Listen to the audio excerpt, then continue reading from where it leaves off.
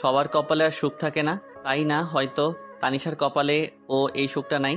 ও হ্যাঁ, আপনাদের আসল বিষয়টা বলি। আজ সকালে কিছু টুকটাক কাজ করছিলাম, চাচাতো বোন বলে কথা। তাছাড়া আপু আমার বড়। আমি অনেক মজা করছিলাম আর কাজ করেছিলাম, কিন্তু হঠাৎ আমার ফোনে আননোন নাম্বার থেকে ফোন আসে। আমি ফোনটা রিসিভ করে বলি, হ্যালো, কে বলছেন? আমি তানভীরের ছোট ভাই বলছি। রনি। তোমাদের আসতে আর কত সময় লাগবে? তানভীর ভাই হলো তানিশা অপুর হবু বর, আর রনি ওনার ছোট ভাই। আমাদের আর কখনো যাওয়া হবে না। আরে রনি, কান্না করছো কেন? কি হয়েছে তোমাদের? রাহি ভাই, আপনাকে কিভাবে কথাটা বলবো আমি নিজেও বুঝতে পারছি না। আরে কি হয়েছে সেটা তো আগে বলো। আর এইভাবেই বা কান্না করছো কেন আজকে এত সুন্দর একটা দিনে? ভাই, তানিশা আপুর কপালে হয়তো তানভীর ভাই নাই। কান্না করতে করতে বলতেছে মানে? তুমি কি বলতে চাচ্ছ? একটু বুঝিয়ে বলো প্লিজ। তানভীর ভাই আর তানভীর ভাইয়ার কি হয়েছে বলো প্লিজ। ভাইয়া আর এই পৃথিবীতে নেই। কি কি বলছো তুমি এসব রনি? ভাইয়ের অ্যাক্সিডেন্ট হয়েছে। কি বলছো এসব? আমি ঠিকই বলছি। কি করে হলো এসব? আমরা সবাই মিলে আনন্দ করে আসছিলাম, হঠাৎ করে আমাদের গাড়ি ব্রেক ফেল করে, কিন্তু গাড়ি কন্ট্রোল করতে পারিনি, তাই গাছের সাথে গিয়ে ধাক্কা লাগে। তারপর আমার কিছু মনে নেই। তারপর কি হলো রনি, বলো প্লিজ। আমার যখন জ্ঞান ফিরে তখন দেখি আমি হাসপাতালে। তানভীর ভাইয়ের কি হলো রনি? জ্ঞান ফেরার পরে শুনতে পেলাম ভাইয়ার মাথায় অনেক জোরে আঘাত লাগে, ফলে ভাইয়া নাকি ওখানেই মারা যায়। বলেই রনি কান্না করতে থাকে। আমি রনির কান্না সহ্য করতে পারছি না, তাই আমি রনিকে বললাম, রনি আমি আসছি। তোমরা কোন হসপিটালে আছো? সিলেট ওসমানী মেডিকেল হাসপাতালে। ওকে, আমি আসতেছি। বলেই ফোনটা কেটে দিলাম। যখন আমি হাসপাতালের উদ্দেশ্যে বের হব, তখন চাচা বলল, কোথায় যাস এই সময় রাহি? আমি এসে তোমাদের সব বলছি। এইদিকে বিয়ে বাড়িতে সবাই চিন্তিত হয়ে পড়েছে, বর এখনো আসতেছে না কেন। চাচাকে আর কিছু বলতে না দিয়ে আমি বাইক নিয়ে চলে আসলাম সিলেট উসমানী মেডিকেল হাসপাতালে।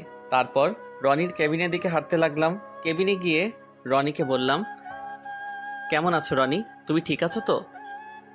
ভালো না ভাই। কাঁদিস না ভাই। কান্না ছাড়া আর কিছু নেই আমাদের ভাই। শান্ত হও রনি। তোমার আম্মু আব্বু কোথায়? ভাইয়ের লাশের কাছে, পাশের কেবিনে। রনির কান্না দেখে আমার চোখে পানি চলে আসছে।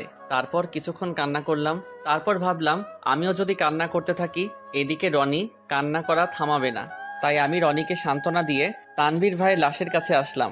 এসে দেখি সবাই কান্না করতেছে। এ দেখি সবার কান্না দেখে আমি আর শান্ত থাকতে পারলাম না। আমি কাঁদতে লাগলাম। কাঁদতে কাঁদতে বললাম, আন্টি প্লিজ কান্না করবেন না। আর আঙ্কেল, আপনি অন্তত কান্না করা থামান। সবাই একসাথে এভাবে কান্না করতে থাকলে তানভীর ভাইয়ের আত্মা অনেক কষ্ট পাবে। কিভাবে কান্না থামায় বলো বাবা, আমাদের তো সব শেষ হয়ে গেল। আঙ্কেল, আপনি এভাবে কাঁদতে থাকলে সবাইকে সান্ত্বনা কে দিবে? কিভাবে শান্ত থাকি? তানভীর যে আমার বড় ছেলে, তাকে নিয়ে কত স্বপ্ন বাবা। আপনারা এভাবে কান্না করলে কি আর তানভীর ভাই ফিরে আসবে? বলেন প্লিজ, সবাই কান্না থামান। এই কথা বলার পর দেখি সবাই কান্না করা থামিয়ে দিল। আমি আবার বললাম, আমার মনে হয় এখানে এভাবে কান্না না করে তানভীর ভাইয়ের দাফন সম্পন্ন করা উচিত। তখন পিছন থেকে রনি বলল, হ্যাঁ, ভাইকে কবরের কাজ সম্পূর্ণ করা উচিত। তখন আঙ্কেল বলল, চলো সবাই। আঙ্কেল, আমি কি আপনাদের সাথে যেতে পারি? চলো বাবা। তারপর তানভীর ভাইয়াকে বাড়িতে নিয়ে গিয়ে দাফন করার ব্যবস্থা করা হলো।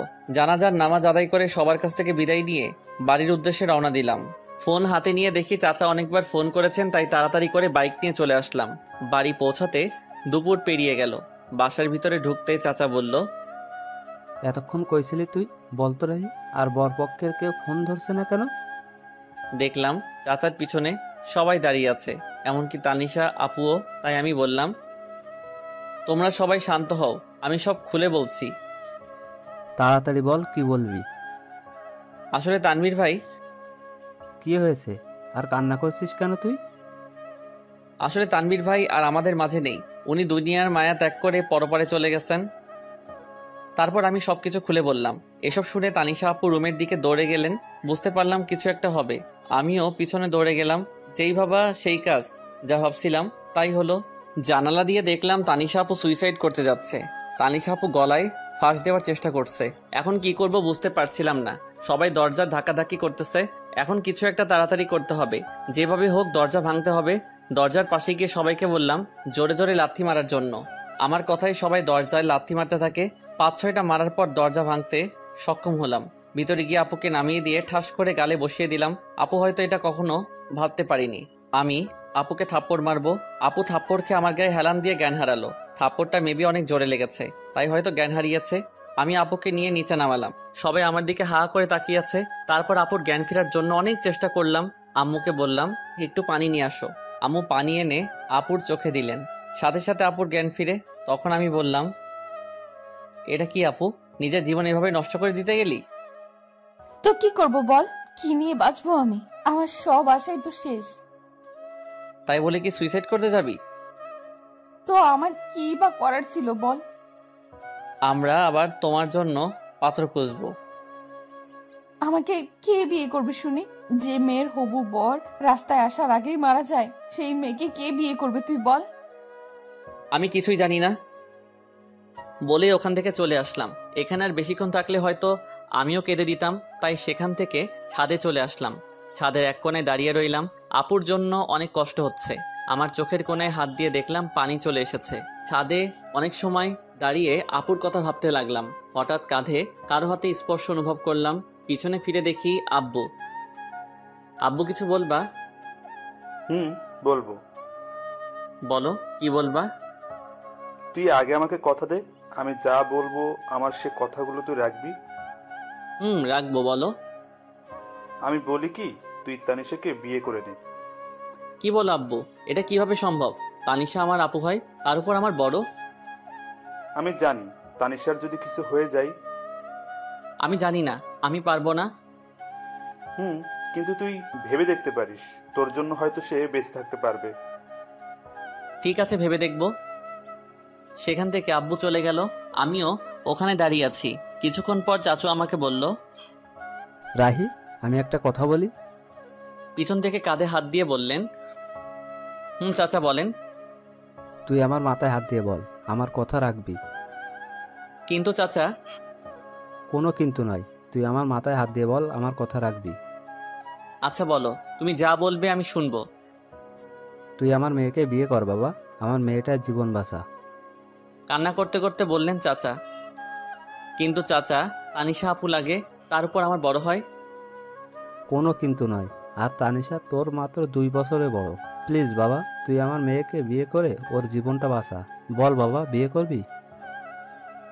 কাঁদতে শুরু করলেন চাচা। ঠিক আছে চাচা, আমি বিয়েতে রাজি আছি। আর এইভাবেই আমার আর তানিশা আপুর বিয়েটা সম্পন্ন হলো। এতক্ষণ যা বললাম সব বিয়ের আগের ঘটনা। দেখছেন কখন থেকে আপনাদের সাথে বক বক করেই যাচ্ছি। আপনাদের আমার পরিচয়টাই দেওয়া হলো না। আমার নাম ফয়সাল আহমেদ রাহি। বাবা মায়ের একমাত্র ছেলে। আর আমার ছোট একটা দুষ্টু মিষ্টির বোন আছে। আর মনে হয় আপনাদের কিছু বলার দরকার নেই, কারণ গল্প বললে সব জানতে পারবেন। এখন আর বক বক না করে গল্প ফিরা যাক। কি বলেন আপনারা? আমি ছাদে দাঁড়িয়ে এগুলো ভাবছিলাম। কখন যে চোখে পানি চলে এসেছে নিজেও জানি না। চোখ মুছতেছি, তখন কেউ কাঁধে হাত রাখলো। পিছন তাকিয়ে দেখি আব্বু। আব্বু ওই সময় এখানে? এখনো ঘুমাওনি কেন? পৃথিবীর একমাত্র খারাপ বাবা হয়তো আমি।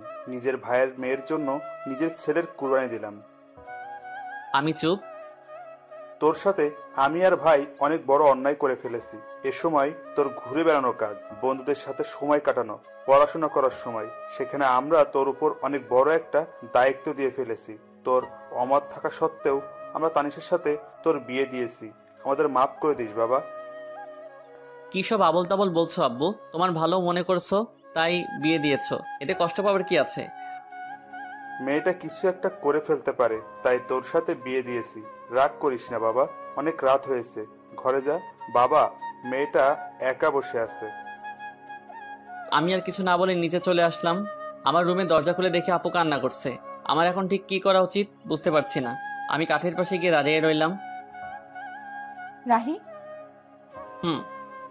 তোর সাথে আমার কিছু কথা আছে। বলো, কি বলবা? আমি জানি তুই খুব ভালো একটা ছেলে, তোর মতন স্বামী পাওয়া ভাগ্যের ব্যাপার, কিন্তু আমি তোকে স্বামী হিসেবে মানতে পারবো না। অবাক হয়ে তাকিয়ে রইলাম অপুর দিকে। তুই জানিস তুই আমার ছোট ভাই, হোক তুই আমার চাচাতো ভাই, কিন্তু আমি তোকে স্বামী হিসেবে মানতে পারবো না। কিছু বললাম না। আমার মনে হয় তুই আমাকে বউ হিসেবে মানিস না। চুপ। তুই আমাকে প্রশ্ন করতে পারিস, আমি যদি স্বামী হিসেবে মানতে না পারি তাহলে বিয়ে করলাম কেন? হ্যাঁ, এটার জবাব দিয়ে দিচ্ছি। তোর সাথে বিয়ে না হলে হয়তো অন্য কারোর সাথে আমার বিয়েটা হতো, কিন্তু সে আমার মনের কষ্টটা বুঝতে পারতো না। আমার মনের অবস্থা শুধু তুই বুঝবি, অন্য কেউ না। আমি এখনো চুপচাপ দাঁড়িয়ে সব শুনছি। জানিস রাহি, আমি পৃথিবীর একমাত্র হতভাগা মেয়ে, সুখ কাছে পেয়েও হারালাম। তুই আমাকে মাফ করে দিস, তোর জীবনটা আমি নষ্ট করে দিলাম।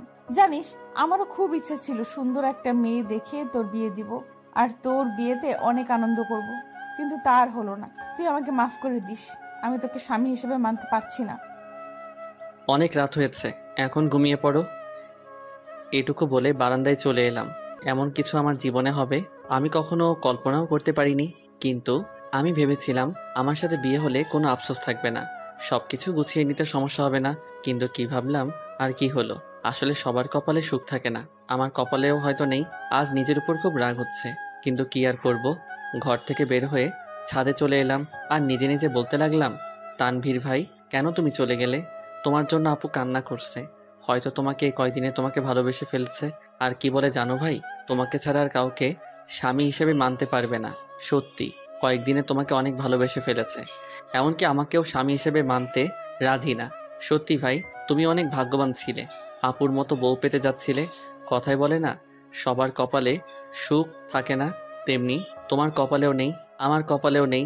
হায় রে কপাল আমাদের। এসব ভাবতে ভাবতে চোখের কোণায় আবারও হাত দিয়ে দেখি পানি। চোখে পানি মুছে পকেটে থাকা ফোনটা হাতে নিয়ে দেখি 2:45 বাজে। তাই আর ছাদে দাঁড়িয়ে না থেকে রুমে চলে এলাম। রুমে এসে দেখি এখনো আপু নাক টেনে টেনে কান্না করছে। কি ব্যাপার আপু, তুমি এখনো ঘুমাওনি? কোথায় গিয়েছিলি? একটু ছাদে গিয়েছিলাম, রাত অনেক হয়েছে, ঘুমিয়ে পড়ো। তুই কোথায় ঘুমাবি? সেটা আপনার না জানলেও চলবে, তুমি উপরে ঘুমিয়ে পড়ো, আমি ফ্লোরে শুয়ে পড়ছি। তারপর আর কিছু না বলে নিচে চাদর বিছিয়ে ঘুমিয়ে পড়লাম। মাঝরাতে হঠাৎ কারো কান্নার শব্দে ঘুমটা ভেঙে গেল। তাকিয়ে দেখি আপু এখনো কান্না করছে। আর আমি বললাম, হ্যাঁ আপু, তোমার সমস্যাটা কি? এখন কি ঘুমাতে দিবেন না? যা হবার তা তো হয়ে গেছে। ঠিক আছে, তুই ঘুমা। আমি আবারও ঘুমিয়ে পড়লাম। হঠাৎ সকালে কারো কান্নাকাটি আর চেঁচামেচিতে ঘুম ভেঙে গেল। বের হয়ে দেখলাম তানিশা, আম্মু, আব্বু, আমার ছোট বোন রিয়া ও কান্না করছে। আমি গিয়ে বললাম, আব্বু কি হয়েছে? চুপ। আম্মু কি হয়েছে, এভাবে কান্না করছো কেন? চুপ। আপু তুমি অন্তত বলো কি হয়েছে। আসলে দোকানটা কি হয়েছে বলো না। দোকানটাতে আগুন লেগে গেছে, আর পুরো দোকান পুড়ে গেছে। কি বলছো এসব? বাবা ঠিক বলেছে। সবার কথা শোনার পর যেন আমার মাথায় আকাশ ভেঙে পড়ল। আমি এখন কি করব কিছু বুঝতে পারছিলাম না।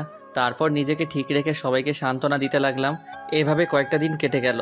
তারপর শুরু হলো সংসারে অশান্তি। বাবা বড় মানুষ, ঠিক মতো কাজ করতে পারে না, তাই আর সংসারের কষ্ট দেখতে না পেরে সংসারে হাল ধরতে হলো আমাকে। কি করব কিছুই বুঝতে পারছিলাম না। তাই আমার ফ্রেন্ড আফিকুলকে ফোন দিলাম। হ্যালো আফিকুল দোস্ত, আমার সাথে একটু দেখা করতে পারবি? আরে এভাবে বলছিস কেন? কোথায় আসতে হবে সেটা বল। স্কুলের পাশে দোকানটায় আয় না দোস্ত। ঠিক আছে, আমি আসতেছি। ঠিক আছে আয় বলেই ফোনটা কেটে দিলাম আর রেডি হয়ে স্কুলের পাশের দোকানে চলে গেলাম। একটু পরে আফিকুলও চলে এলো। বল দোস্ত, কি বলবি? আসলে দোস্ত, আমার একটা হেল্প লাগবে। তুই এভাবে বলছিস কেন? কি হেল্প লাগবে সেটা তো বল। আসলে দোস্ত, আমার একটা চাকরি লাগবে। কি? তুই চাকরি করবি? আমি চাকরি করব, একটা ব্যবস্থা করে দে না। ব্যবস্থা করব, কিন্তু তুই আমাকে হাসালি। তোর বাবার দোকান থাকতে তুই চাকরি করবি কেন? তাহলে তোকে সব খুলে বলি কেন চাকরি করব। বল।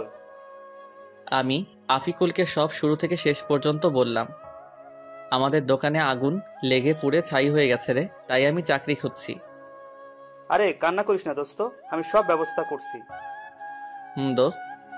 ঠিক আছে, সন্ধ্যা হয়ে গেছে, তুই বাড়ি যা, আমি সব ব্যবস্থা করছি। ঠিক আছে, আমি যাচ্ছি, তুইও যা।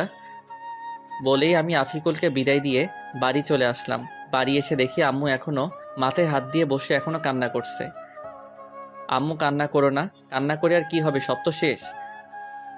বাবা জানি, কিন্তু কান্না ছাড়া আর কি করব বল। আর কাঁদতে হবে না, আমি কিছু একটা ব্যবস্থা করছি। কি করবি তুই? পরে বলবো, এখন প্লিজ তুমি কান্না করো না। ঠিক আছে। আম্মুকে সান্ত্বনা দিয়ে রুমে চলে এলাম। এসে দেখি তানিশা আপুও কান্না করছে। তাই আমি বললাম, তুমি কান্না করছো কেন? আমার জন্য তো সব হচ্ছে। তোমার জন্য আমার কি হলো? তোদের এখানে আসার সাথে সাথেই ক্ষতি হয়ে গেল। আমার মনে হয় এতে আপনার কোনো দোষ নেই, এটা আমার কপালের দোষ। এটা তোর কপালের দোষ না, এটা আমার কপালের দোষ। তোমার কপালের দোষ কেমন করে হলো? হ্যাঁ, আমার কপাল খারাপ, কারণ যে মেয়ের বিয়ের দিনে বর মারা যায়, শ্বশুর বাড়ি আসতে না আসতেই ক্ষতি হয়ে যায়, তার কপালে দোষ না তো কার কপালে দোষ? কি বলছেন? আপনার শ্বশুরবাড়ি? হ্যাঁ, আমার শ্বশুর বাড়ি তো। কেমন করে হলো তোমার শ্বশুরবাড়ি? কারণ তোর সাথে আমার বিয়ে হয়েছে, তাই এটা আমার শ্বশুর বাড়ি। কি, তোমার সাথে আমার বিয়ে হয়েছে? হুম। কি, ওটা বিয়ে? আমার তো মনে হয় না। হয় না কেন? আমি তোমাকে বউ হিসেবে মানি না, আর তুমিও আমাকে স্বামী হিসেবে মানো না। কথা বলতে বলতে হঠাৎ আফিকুলের ফোন এসেছে। আফিকুল, বল। খুশির খবর আছে বন্ধু। কি খুশির খবর? দোকানে আয় বলছি। ঠিক আছে, আমি আসছি, তুই একটু অপেক্ষা কর। আমি বের হতে হতে তানিশা আপুকে বললাম, আমি আসি, তোমার সাথে পরে কথা বলবো। কোথায় যাবি এখন? এসে সব বলছি তোমাকে। আমি আর কথা না বলে চলে আসলাম স্কুলে পাশের দোকানে। এসে দেখি আফিকুল আমার জন্য অপেক্ষা করছে। বল দোস্ত, কি খুশির খবর? আমি তো চাকরির ব্যবস্থা করে ফেলেছি দোস্ত। কি, তুই আমার চাকরির ব্যবস্থা করে ফেলেছিস? দোস্ত, তোর জন্য এটুকু করতে পারবো না বল? আমি অনেক খুশি রে, খুব বড় একটা উপকার করেছিস। এখন বল, কি খাবি? কি, তুই আমাকে ঘুষ দিতে চাচ্ছিস? আরে না, তোকে আজকে খুশি হয়ে খাওয়াবো। আরে লাগবে না। প্লিজ দোস্ত, না করিস না। আচ্ছা ঠিক আছে, শুধু চা খাবো। রহিম চাচা, 2টা চা আর বিস্কুট দেন তো। ওকে, দিতেছি বাবা। কিছুক্ষণ ওর সাথে আড্ডা দিলাম, তারপর বাড়ি চলে এলাম। বাড়ি এসে সোজা আমার রুমে চলে এলাম। রুমে গিয়ে তানিশা আপুকে জড়িয়ে ধরে কান্না করে দিলাম। কি রে, এইভাবে জড়িয়ে ধরে কান্না করছিস কেন? কি হয়েছে? জানেন, আমার চাকরিটা হয়েছে। কি, চাকরি হয়েছে? চাকরি হয়েছে। এখন বলেন কি খাবেন? আইসক্রিম খাওয়াবে? আমি আইসক্রিম খাবো। কিন্তু এই সময় আইসক্রিম কোথায় পাবো? লাগবে না, যা। আরে রাগ করছো কেন? আমি আনছি ওকে। ঠিক আছে। দোকানে গিয়ে আমি আইসক্রিম নিয়ে এলাম। এই নেন আপনার আইসক্রিম। দে তাড়াতাড়ি। আপু আইসক্রিমটা হাতে নিয়ে বাচ্চাদের মতো খেতে শুরু করলো, আর আমি আপুর দিকে অবাক হয়ে তাকিয়ে রইলাম। কি আজব কাণ্ড, এত বড় একটা মেয়ে হয়ে বাচ্চাদের মতো আইসক্রিম খাচ্ছেন, আর আমি তাকিয়ে এসব দেখছি। ঠিক তখনই, কি রে, কি দেখছিস? তোমার খাওয়া দেখছি। এত দেখতে হবে না। কেন? তুই খাবি? খেলে নিতে পারিস। না না, লাগবে না, আমি বাচ্চাদের মতো আইসক্রিম খাই না। ওকে, তুই না খেলেও চলবে। তুমি খাও। ঠিক আছে, একটা কথা বলি রাহি। বলো। তুই চাকরিতে জয়েন করবি কবে? 1 মাসের মতো লাগবে। কথা বলতে বলতে হঠাৎ আম্মুর ডাক পড়ল। রাহি, তানিশা, তোরা খেতে আয় তাড়াতাড়ি। ঠিক আছে আম্মু, আমার আসছি। তাড়াতাড়ি আয়। চলেন, আম্মু ডাকছে। চল। দুজন একসাথে খাবার টেবিলে বসলাম। আম্মু খাবার বেড়ে দিল। আম্মু, তুমিও খাও। মামু, তুমিও বসো, একসাথে খাবো। তানিশা আপু বলল। খাচ্ছি। চুটকি, তুইও খা। খাচ্ছি তো। সবার সাথে খাবার খেয়ে আমি রুমে চলে এলাম। এসে একটু শুয়েছিলাম, তখনই আপু রুমে এলো। আপুকে দেখে আমি তাড়াতাড়ি করে নিচে বিছানা করে নিলাম। তারপর শুয়ে পড়লাম। আপুও বিছানায় শুয়ে পড়ল। কি আজব মেয়ে রে বাবা, স্বামীকে নিচে রেখে তিনি উপরে আরামে ঘুমাচ্ছে। ওই যে সবার কপালে সুখ থাকে না, তেমনি আমার কপালেও বউয়ের সুখ নেই। তাই আর কিছু না ভেবেই ঘুমিয়ে পড়লাম। সকালে ঘুম ভাঙলো আম্মুর ডাকে। রাহি বাবা, তাড়াতাড়ি ওঠ, আর ঘুমাতে হবে না। কেন আম্মু? আজকে তানিশাকে নিয়ে যাবি না? কোথায় যাব? কেন, তুই জানিস না? না তো। তানিশা মা তোকে কিছু বলেনি? না, আমাকে তো কিছু বলেনি। তানিশা মা, তুমি রাহিকে কিছু বলনি? না আম্মু, ভুলে গিয়েছিলাম। ঠিক আছে, তাহলে ওকে বলে নিচে আসো। ঠিক আছে আম্মু, আমরা আসছি। ওকে। ওই, আজকে আমাদের বাড়ি নিয়ে যাবি? আমি কেন নিয়ে যাব? তুমি একা যাও, আমি যেতে পারবো না। না, তুই আমার সাথে যেতে হবে। না, আমি পারবো না। কি, তুই যাবি না? যাব তো। আমি বুঝি না এ কেমন মেয়ে, আমাকে স্বামী হিসেবে মানে না, আবার সবসময় অধিকার ফলাতে আসে। আজাইরা পেঁচাল। কি রে, চুপ করে আছিস কেন? এমনি। ঠিক আছে, এখন রেডি হয়ে আয়। ঠিক আছে, তুমি যাও, আমি আসছি। তাড়াতাড়ি আয়, নাস্তা করব। ঠিক আছে। ফ্রেশ হয়ে টেবিলে সবার সাথে নাস্তা শুরু করলাম।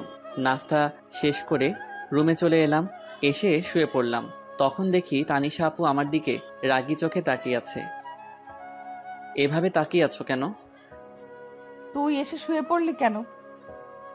তো কি করব? একটু আগে আমি কি বলছিলাম?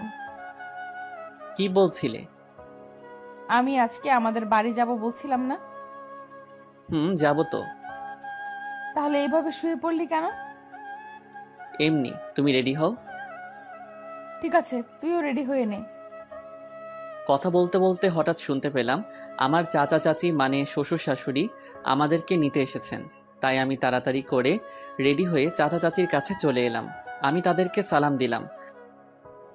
আসসালামু আলাইকুম চাচা চাচি, কেমন আছেন? ওয়ালাইকুম সালাম। বাবা ভালো, তুমি? আলহামদুলিল্লাহ চাচি, আপনি? আলহামদুলিল্লাহ ভালো, কিন্তু তুমি আমাকে চাচি না, আম্মু ডাকবা। তুমি আমার ছেলের মতো। ঠিক আছে আম্মু, বলবো। মনে যেন থাকে। ঠিক আছে, আমি একটু আসছি আম্মু। ঠিক আছে বাবা, যাও। এরপর এখানে থেকে রুমে চলে এলাম। এসে তো আমি অবাক। আমি কোনো রকম হাসি আটকে রেখে বললাম, তুমি এটা কি পরেছো? কেন, শাড়ি পরেছি। হাসতেছিস কেন? তোমার এটা শাড়ি পরা হয়েছে নাকি? হয়নি। একদম হয়নি। একদম এভাবে হাসবি না, আমি শাড়ি পরতে পারি না। আচ্ছা ঠিক আছে, আমি পরিয়ে দেই।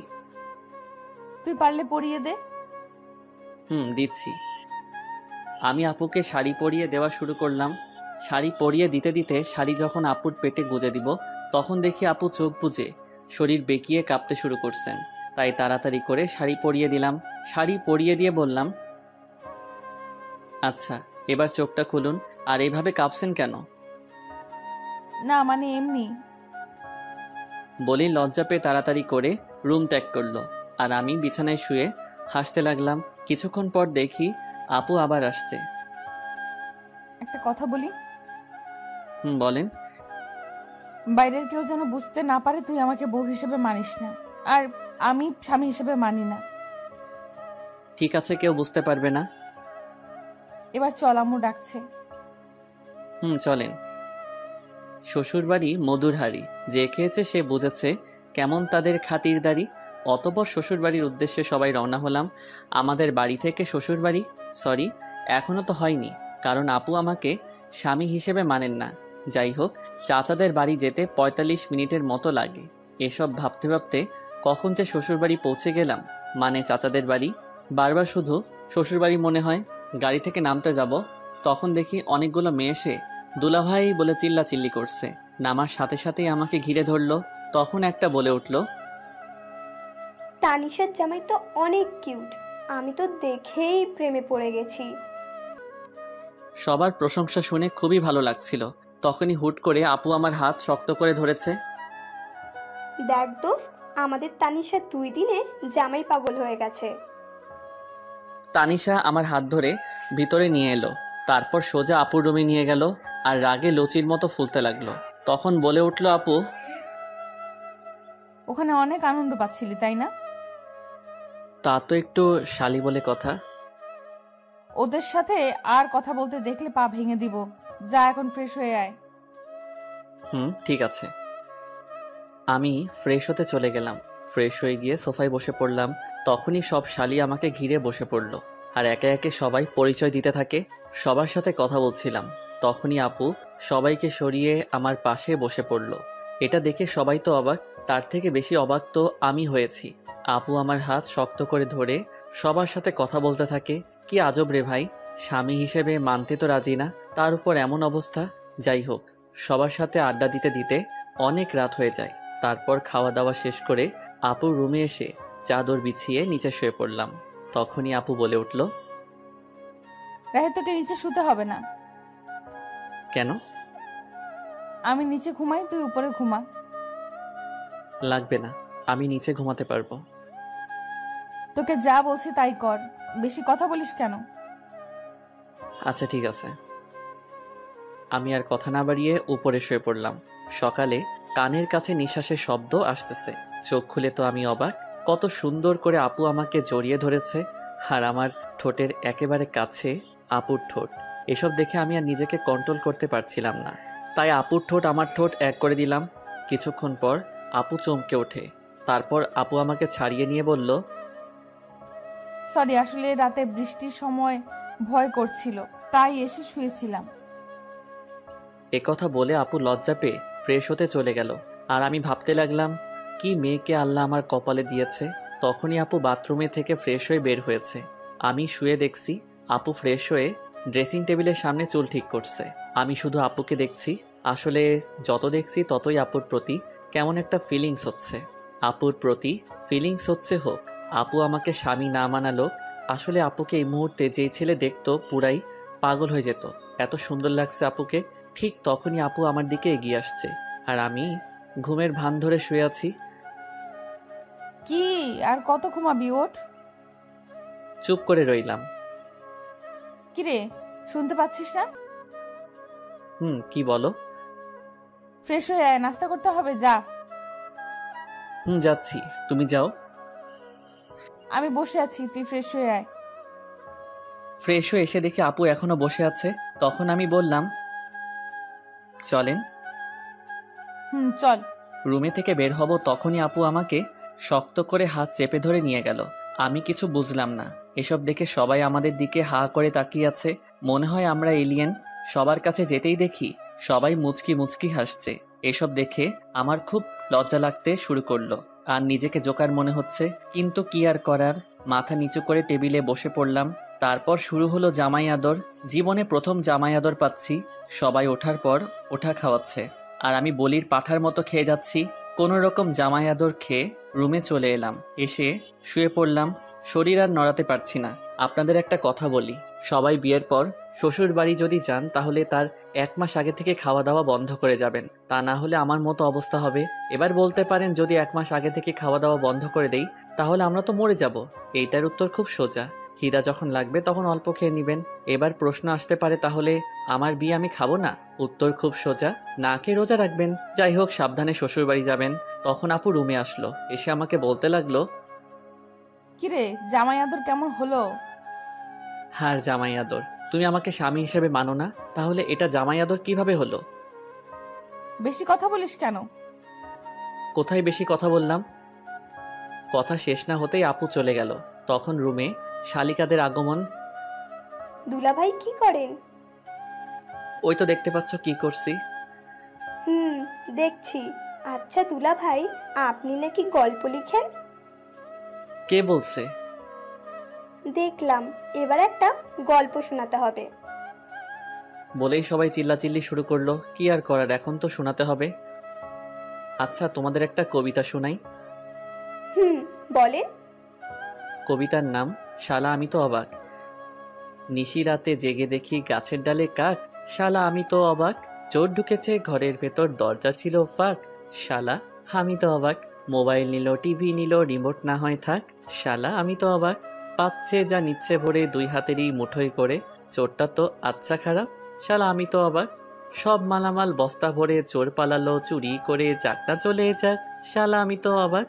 মধ্যরাতে অন্ধকারে কুত্তা ডাকে জোরে জোরে, শিয়ালরা দেয় হাক, শালা আমি তো অবাক। ভয়ে শরীর শিউরে ওঠে, না জানি আজ কি যে ঘটে, আবার ডাকে কাক, শালা আমি তো অবাক। হয়নি রাতে তেমন কিছু, কোনো ভূতি নেয়নি পিছু, বেঁচে গেছি যাক, শালা আমি তো অবাক। সকালে দেখি পুরো পাড়া চিল্লাচিল্লি করছে তারা, চোরটা নাকি পড়ছে ধরা, চোরের মাথায় টাক, শালা এবার তো আমি পুরাই অবাক।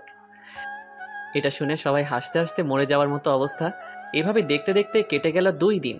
আজ আমরা বাড়ি ফিরলাম। কথায় বলে না, হাসির পর কান্না আসে, তেমনি শুরু হলো আমাদের সংসারে টানাটানি। দোকান নেই, আব্বু কোনো কাজ করে না, এমনি আমিও কাজ করি না। বলে না, বসে বসে খেলে রাজার রাজত্ব শেষ হয়ে যায়, তেমনি আমাদের জমানো টাকাও শেষ হতে শুরু করলো। সংসারে অনেক টানাটানি, এসব আর ভালো লাগছে না। তাই আফিকুলের কাছে এলাম। দোস্ত, আমার চাকরির কি করলি ভাই? হয়ে গেছে। জয়েন কবে থেকে করতে হবে? কাল 1 থেকে জয়েন করবি।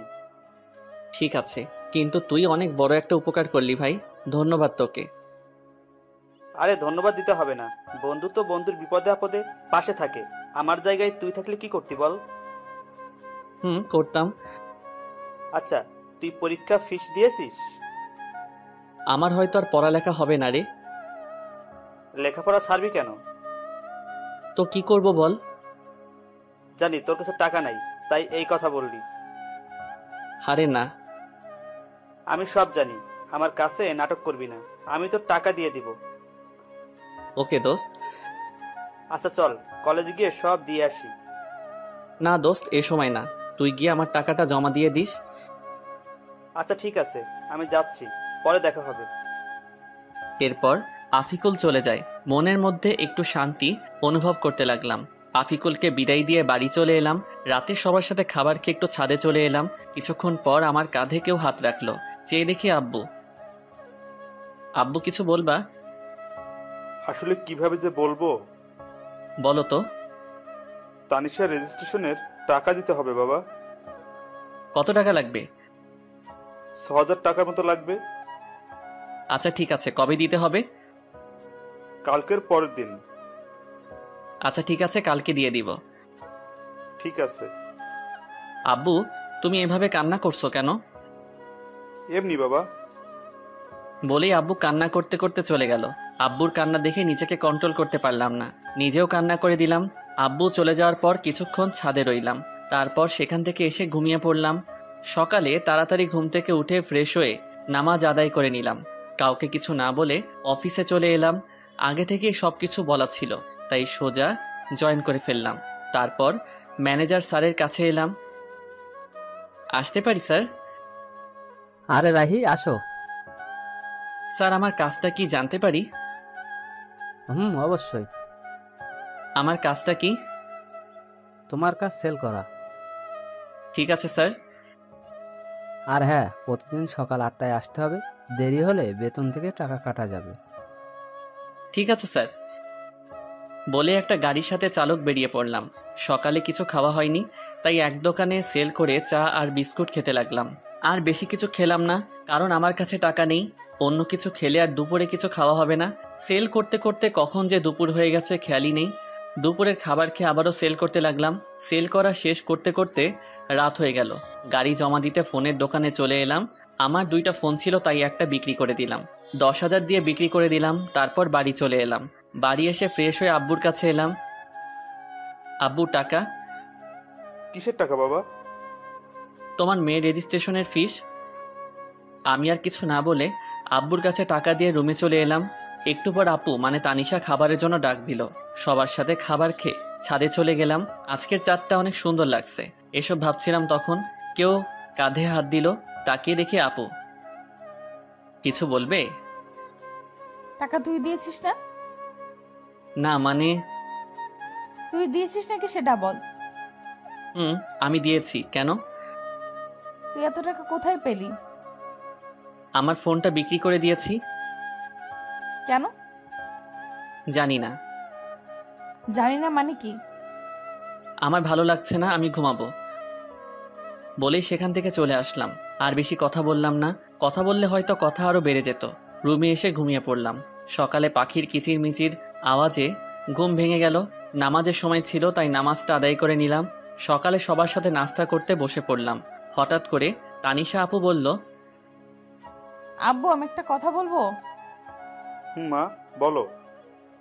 বলছিলাম কি, রাহি তো একাই চাকরি করে এখন সংসার চালায়, আর তাতে ওর অনেক কষ্ট হয়। আমি বলি কি, আমি যদি একটা চাকরি করি তাহলে ওর কষ্ট একটু কম হতো। এই পরিবারের আর কারো ইনকাম করতে হবে না, আমি এখনো মরে যাইনি, মরে গেলে করো বলে সেখান থেকে রুমে চলে এলাম। আসলে আমি চাই না তানিশা আপু কোনো কাজ করুক। আমি রেডি হয়ে অফিসে চলে এলাম। প্রতিদিনের মতো আজকে একটা চালক নিয়ে বেরিয়ে পড়লাম সেল করতে। সেল করতে করতে দুপুর হয়ে গেল। তখন সাথে থাকা সোহাগ ভাই বললেন, ভাই চলেন কিছু খেয়ে আসি। চলো। দোকানে বসে পাউরুটি খাচ্ছিলাম। সামনে চেয়ে দেখি কেউ আমার দিকে তাকিয়ে আছে। ভালো করে তাকিয়ে দেখি আব্বু ওর ফ্রেন্ডের সাথে দাঁড়িয়ে আছে। তাই আমি তাড়াতাড়ি খেয়ে সোহাগ ভাইকে নিয়ে চলে এলাম। তারপর আবার দোকানে সেল করতে লাগলাম। সেল করতে করতে রাত হয়ে গেল। গাড়ি জমা দিয়ে হাঁটছিলাম। পকেটে হাত দিয়ে দেখি টাকা নেই, তাই বাধ্য হয়ে হাতের ঘড়িটা বিক্রি করে দিলাম। বাড়ি এসে সোজা রুমে চলে এলাম। ফ্রেশ হয়ে সবার সাথে খাবার টেবিলে বসে পড়লাম। খাওয়া দাওয়া শেষ করে ছাদে চলে গেলাম। ছাদে আসি কারণ আমার মন খারাপ থাকলে ছাদে এসে সময় কাটাই আর চাঁদ দেখতে থাকি। অনেক সময় থাকার পর রুমে আসলাম। খেতা বালিশ নিয়ে নিচে শুতে যাব, তখনই একটা কথা বলতাম। বলেন। তুই উপরে ঘুমা, আমি নিচে ঘুমাই। আমি কাপুরুষ নই। একটা মেয়েকেই নিচে ঘুমাতে দিয়ে আমি উপরে ঘুমাবো, আপনি ঘুমান। আর কথা না বলে ঘুমিয়ে পড়লাম। সকালে ঘুম থেকে উঠে দেখি আপু গোসল করে আসছে। এটা দেখে তো আমি আপুর উপরে আবারও ক্রাশ খাইছি। ভেজা চুলে আপুকে অসম্ভব সুন্দর লাগছে। আপনাদের বলে বোঝাতে পারবো না। আপু আমার দিকে তাকাতেই আমি ঘুমের ভান ধরে রইলাম। তখন আপু বললেন, কি উঠবি না? আর কত ঘুমাবি? সবাই নাস্তা করার জন্য অপেক্ষা করছেন। উঠছি, তুমি যাও। তারপর আপু চলে যায়। আসলে আপুকে যত দেখছি ততই আপুর প্রতি ফিলিংস হচ্ছে। আমার কপালে হয়তো বউয়ের ভালোবাসা নেই, জীবনটা বেদনা। আপু কেন আমার ফিলিংসটা বোঝে না। ফ্রেশ হয়ে সবার সাথে নাস্তা শেষ করে রুমে এসে শুয়েছিলাম। আজকে শুক্রবার, তাই কাজ নাই। একটু পরে আপু আসলো। ওকে দেখে কেমন যেন লাগলো, মনে হয় অস্বস্তিতে আছেন। আপনার কি কিছু হয়েছে? কই না তো। সত্যি বলছেন তো? মিথ্যা বলছেন না তো? মিথ্যা বলতে যাব কেন? আচ্ছা ঠিক আছে। আচ্ছা একটা কথা বলি। বলেন। আমাকে কিছু টাকা দিতে পারবি? কত টাকা? 200 টাকা। ওই দিন হাতঘড়ি বিক্রি করে যা পেয়েছিলাম ওই টাকা আপুকে দিয়ে দিলাম। আজকে ছুটি, তাই একটু ঘুম দিলাম। বিকেলে একটু ঘুরতে বের হলাম বন্ধুদের সাথে আড্ডা দিতে। মাগরিবের আজান হয়ে গেল, তাই নামাজটা আদায় করে রুমে চলে এলাম। রুমে আসতেই দেখলাম আপু বাথরুম থেকে বের হচ্ছে। আপুকে দেখে একটু সন্দেহ হচ্ছে। আজ এমন তো আগে কখনো মনে হয়নি। এতক্ষণ কোথায় ছিলি? এই একটু বাইরে ঘুরছিলাম। আমাকে নিয়ে গেলি না কেন? আপনাকে নিয়ে যাব কেন? কেন, আমি যেতে পারি না বুঝি? না, আমার সাথে যেতে পারেন না। আমাকে তো স্বামী হিসেবে মানেন না। তোর সাথে ঘুরতে না যাওয়ার কি আছে? ওকে সামনের ছুটির দিন নিয়ে যাব। লাগবে না, আমি তোর সাথে যাব না। ওকে না গেলে আমার কি, আর কত আছে যাওয়ার জন্য। ওই কি বললি? কই কিছু না। আমি যাব। এখন না বললেন যাবেন না? এখন যাব, তোর কোনো সমস্যা? না, সমস্যা নেই। তারপর রাতে খাবার খেয়ে ঘুমিয়ে পড়লাম। পরের দিন ভোর সকালে ঘুম ভাঙলো। ঘুম থেকে উঠে নামাজ আদায় করে নিলাম। তারপর একটু গ্রামটা ঘুরে দেখতে লাগলাম। সকালের আবহাওয়া মনটা অনেক ভালো করে দেয়। কত সুন্দর লাগে সকালবেলা। কিছুক্ষণ গ্রামটা ঘোরাঘুরি করে রুমে চলে এলাম। এসে দেখি আপু এখনো ঘুমিয়ে আছে। ভাবলাম ঠেকে দিব কিনা, অত কিছু না ভেবে ডাক দিলাম, আপু উঠেন, সকাল হয়ে গেছে। আর কত ঘুমাবেন? ওই আপু উঠবেন না? কি হয়েছে আম্মু? এত সকাল সকাল ডাকছো কেন? কেদি কয় কি আমি নাকি তার আম্মু? আরে আমি রাহি। ও তুই? কখন থেকে ডাকছি, উঠছেনি তো না। সরি। বলেই আপু ফ্রেশ হতে চলে গেল। সকালে নাস্তা করে কাজে চলে এলাম। দোকানে সেল দিতে দিতে এক জায়গায় দাঁড়িয়ে গেলাম। আপুর মতো কাউকে দেখতে পাচ্ছি।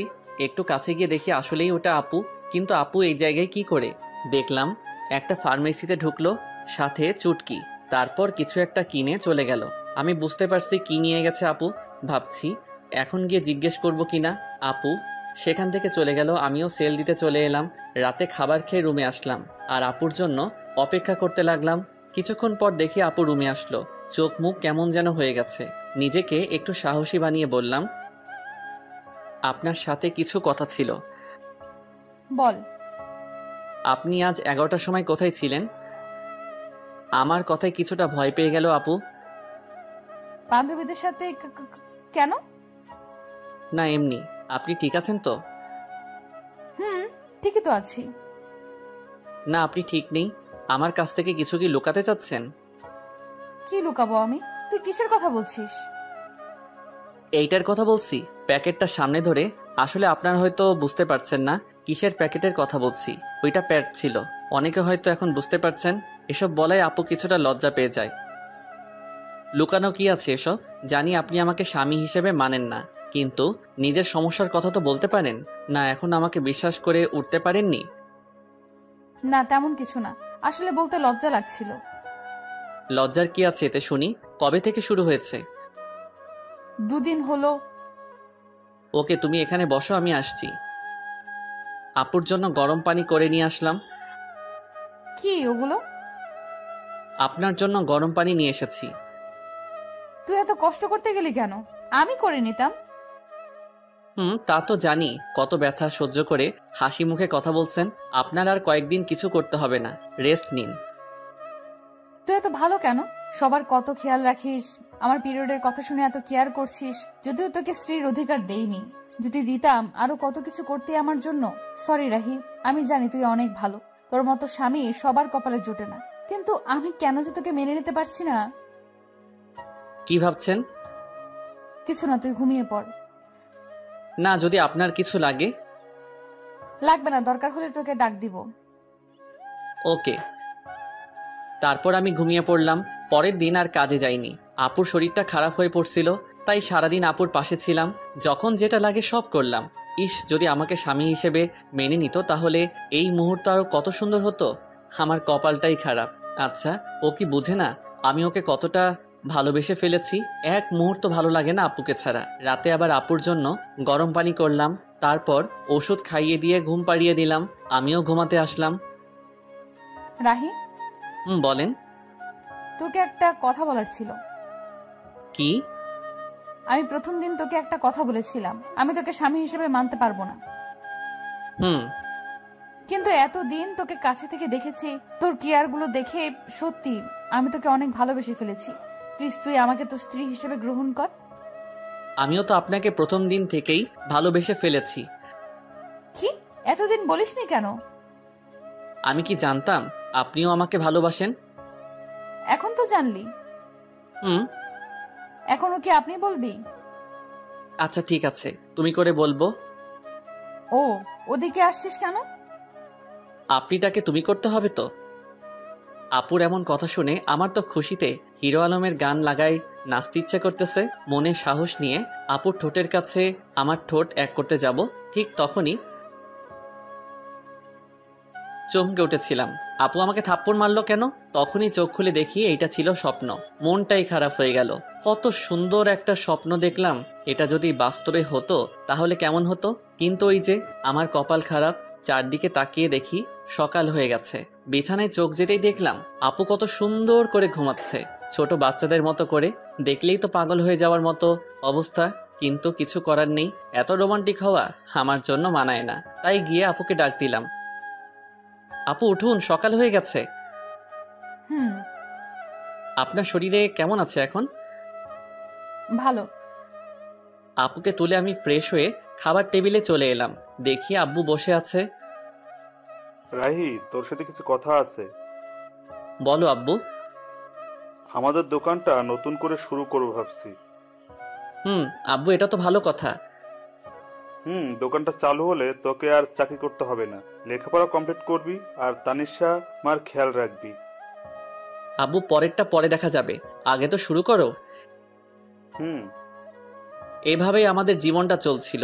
আপু আগের থেকে বেশি আমার উপর রাগ দেখায়, আবার অধিকারও খাটায়। মনে হয় যেন সত্যি আমি ওর বর। কখনো মনে হয় মেনে নিয়েছে, আবার কখনো মনে হয় এগুলো সবাইকে দেখানোর জন্য করছে।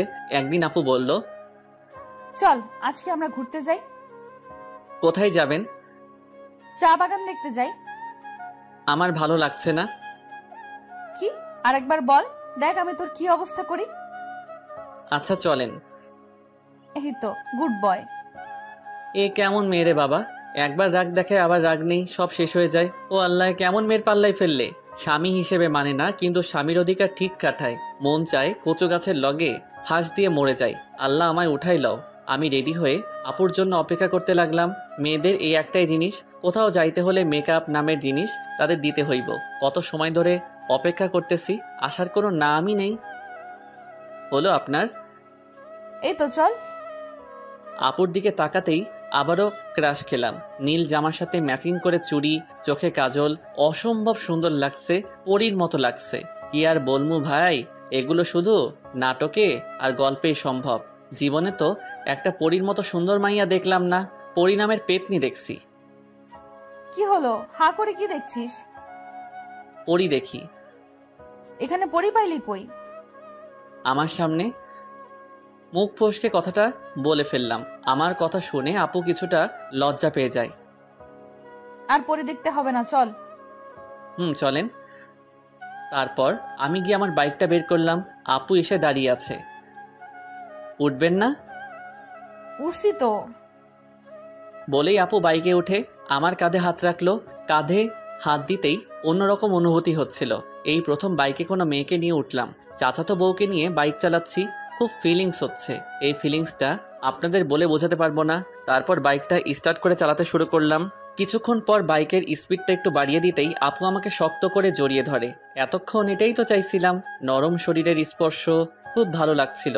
কিছুক্ষণ পর আমরা শ্রীমঙ্গল বদ্ধভূমি 71 চলে আসলাম, চায়ের রাজধানী শ্রীমঙ্গল।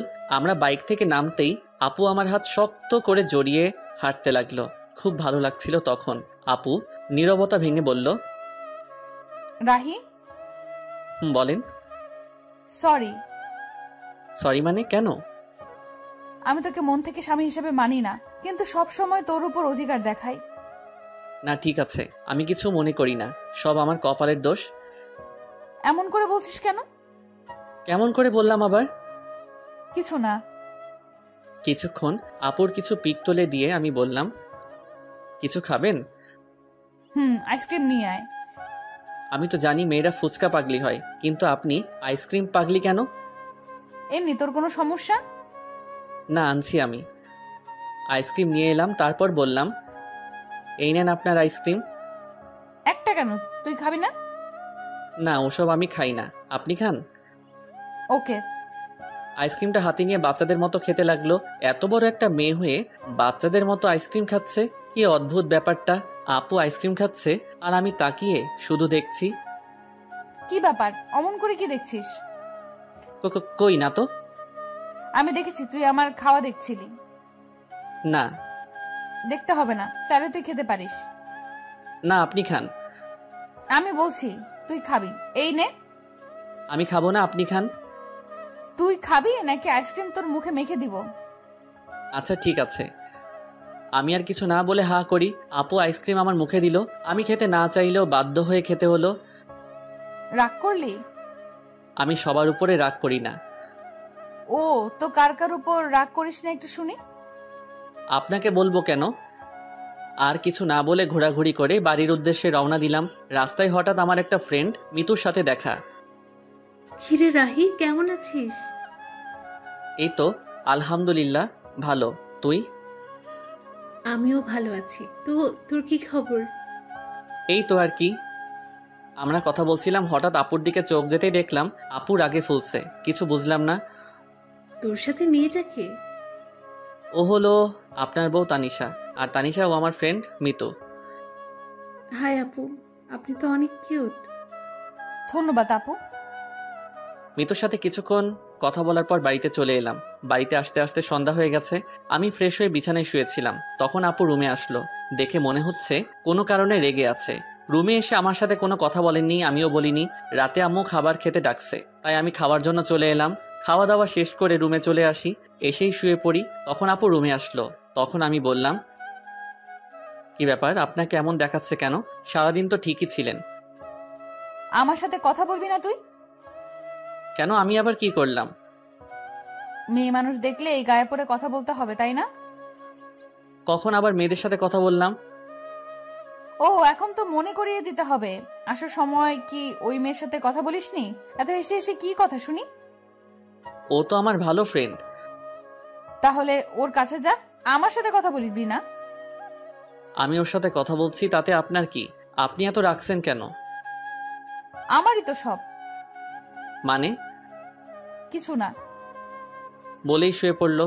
কি আজব মেরে বাবা, এখন দেখছি কারোর সাথে কথা বলতে দেবে না।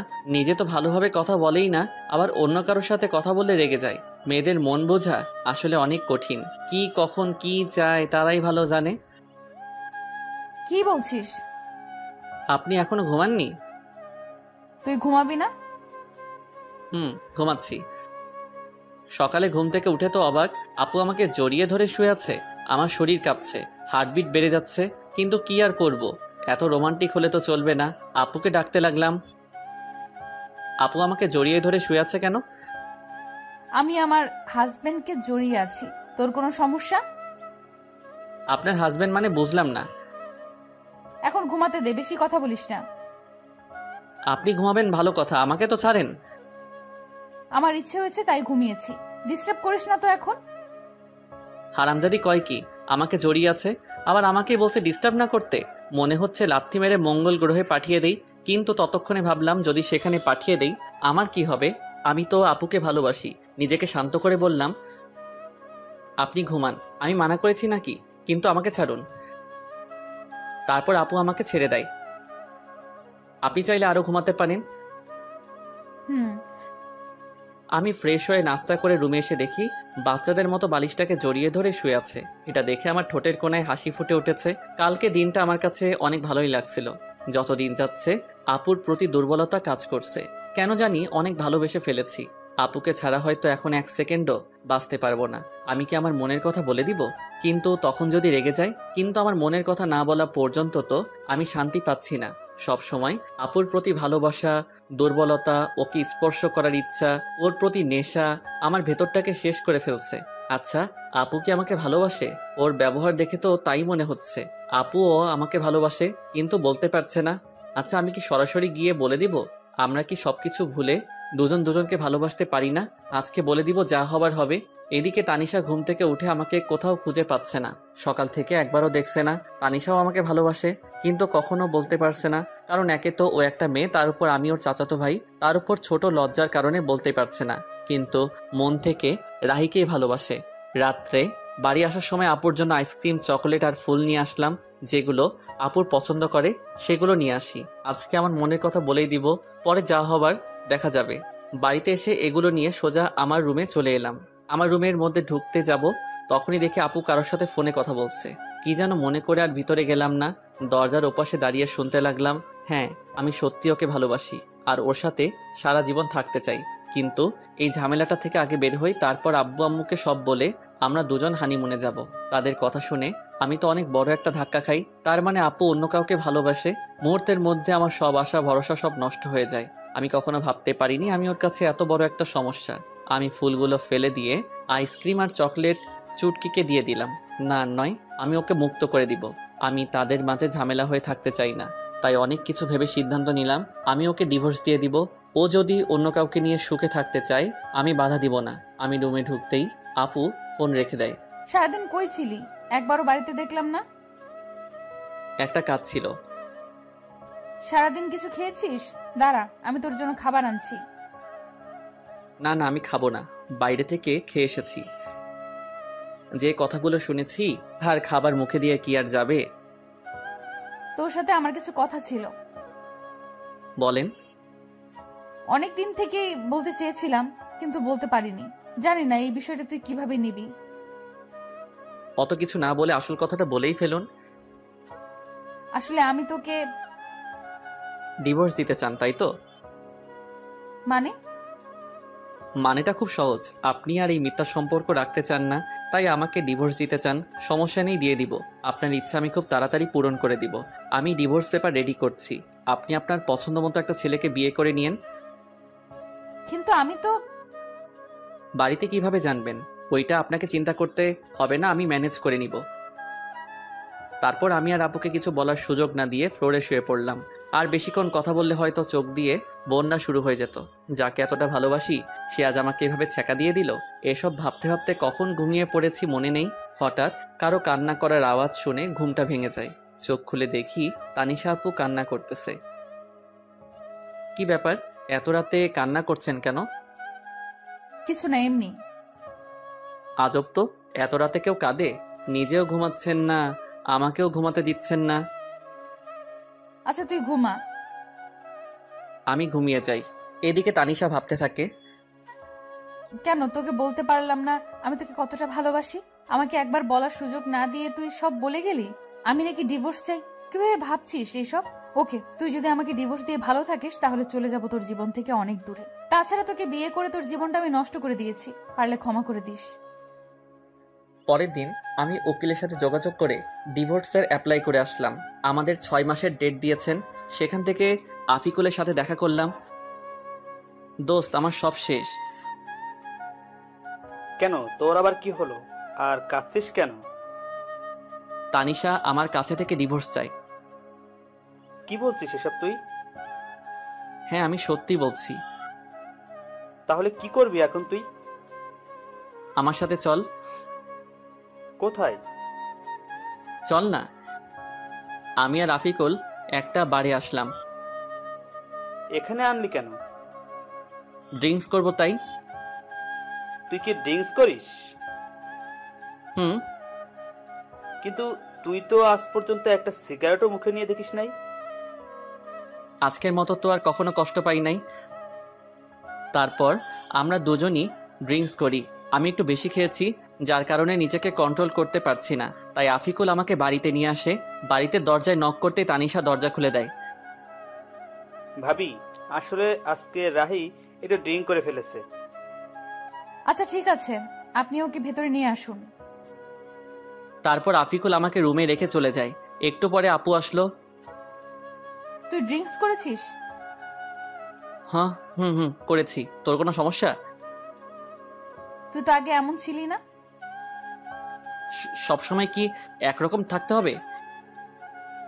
এই বলে আমি তানিশার দিকে এগোচ্ছি আর তানিশা পিছনে যাচ্ছে। এদিকে আসছিস কেন?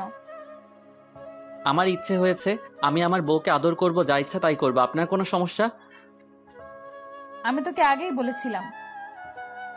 পুরো কথা শেষ হওয়ার আগে আমি ওকে ধরে ফেলি। কি করছিস? ছাড় আমাকে। আজকে আমার বউয়ের অধিকার নিয়েই ছাড়বো।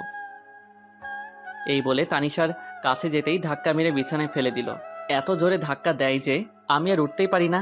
একে তো নেশা করা অবস্থায় কখন যে ওখানেই ঘুমিয়ে পড়ি নিজেই জানি না। সকালে উঠে দেখি আজকে আমার আগে আপু উঠেছে। তাতে আমার কি, আমি আর ওকে নিয়ে ভাবতে চাই না। ফ্রেশ হয়ে নিচে আসলাম, কিন্তু তানিশাকে কোথাও দেখতে পাচ্ছি না। কি ব্যাপার, গেল কই? তারপর কিচেনে গেলাম। গিয়ে দেখি আম্মু আছে, তানিশা নেই। আম্মু, তানিশা কোথায়? ও তাসনিয়া রুমে আছে। আচ্ছা। তারপর তাসনিয়ার রুমে গেলাম। গিয়ে দেখি দুজনে বসে কি যেন বলছে। আমাকে দেখে তাসনিয়া বলতে লাগলো, ভাইয়া কেমন আছিস? ভালো, তুই? আমিও ভালো। ভাবিকে ডাকতে এসেছিস? না, এমনিতেই তোকে দেখতে এসেছিলাম। হ্যাঁ, আগে তো এত ভালো ছিলি না, এখন কি ব্যাপার? ভাবি যাও, ভাইয়া তোমাকে দেখতে না পেয়ে মনটাকে সান্ত্বনা দিতে পারছে না। তুই কিন্তু একটু বেশি পেকেছিস। দেখছো ভাবি, তোমার সামনে ভাইয়া আমাকে বকা দিচ্ছে। এতক্ষণ চুপ ছিল, এবার বলল, ওকে আর জ্বালাতে হবে না, চলো। তারপর আমি আর আপু চলে আসলাম। পিছনে ফিরে দেখলাম হারামিটা মিটমিট করে হাসছে। কিছু বলবি? আসলে কালকে রাতের জন্য সরি। আপু মাথা নিচু করে আছে। আসলে কালকে রাতে মনে হয় একটু বেশি করে ফেলেছি। আমি কখনো ভাবিনি এমনটা হবে। প্লিজ মাফ করে দিয়েন। আচ্ছা ঠিক আছে, তখন তুই হুঁশে ছিলি না, কিন্তু তুই ড্রিঙ্কস কেন করেছিস? এমনি বাদ দেন বলে চলে আসতে চাইছিলাম, এমনই সময় আপু আমার হাত টেনে ধরে। আপুর হাতের ছোঁয়ায় কেমন যেন বুকের মধ্যে ইলেকট্রিক শক লাগলো। আমাকে ইগনোর করছিস কেন? কই না তো। তাহলে বললি না কেন? এমনি ভালো লাগছে না। ও আচ্ছা, বলতে হবে না। তারপর আপু চলে যায়। সারাদিন আর একবারও কথা বলেনি। তাতে আমার কি, দুজনে দূরে দূরে থাকাই ভালো। কিছুদিন পর আবার শরীরটা অনেক খারাপ হয়ে যায়। এই কয়দিনে তানিশার সাথে দরকার ছাড়া কোনো কথা হয় নাই। তানিশাও দরকার ছাড়া কথা বলেনি। দেখি সোজা হয়ে শো, আমি তোকে জলপট্টি দিচ্ছি। লাগবে না আমার, আমি ঠিক আছি। লাগবে না মানে? জ্বর তো এখনো কমেনি। তো কি হয়েছে, মরেই তো যাব, তার থেকে তো বেশি কিছু না। এত বেশি কেন বুঝিস সব সময়? আমি বেশি বুঝি তাতে আপনার কি? আজব তো, এরকম করছিস কেন তুই আমার সাথে? কি করছি? কিছু না, এখন চুপ করে থাক।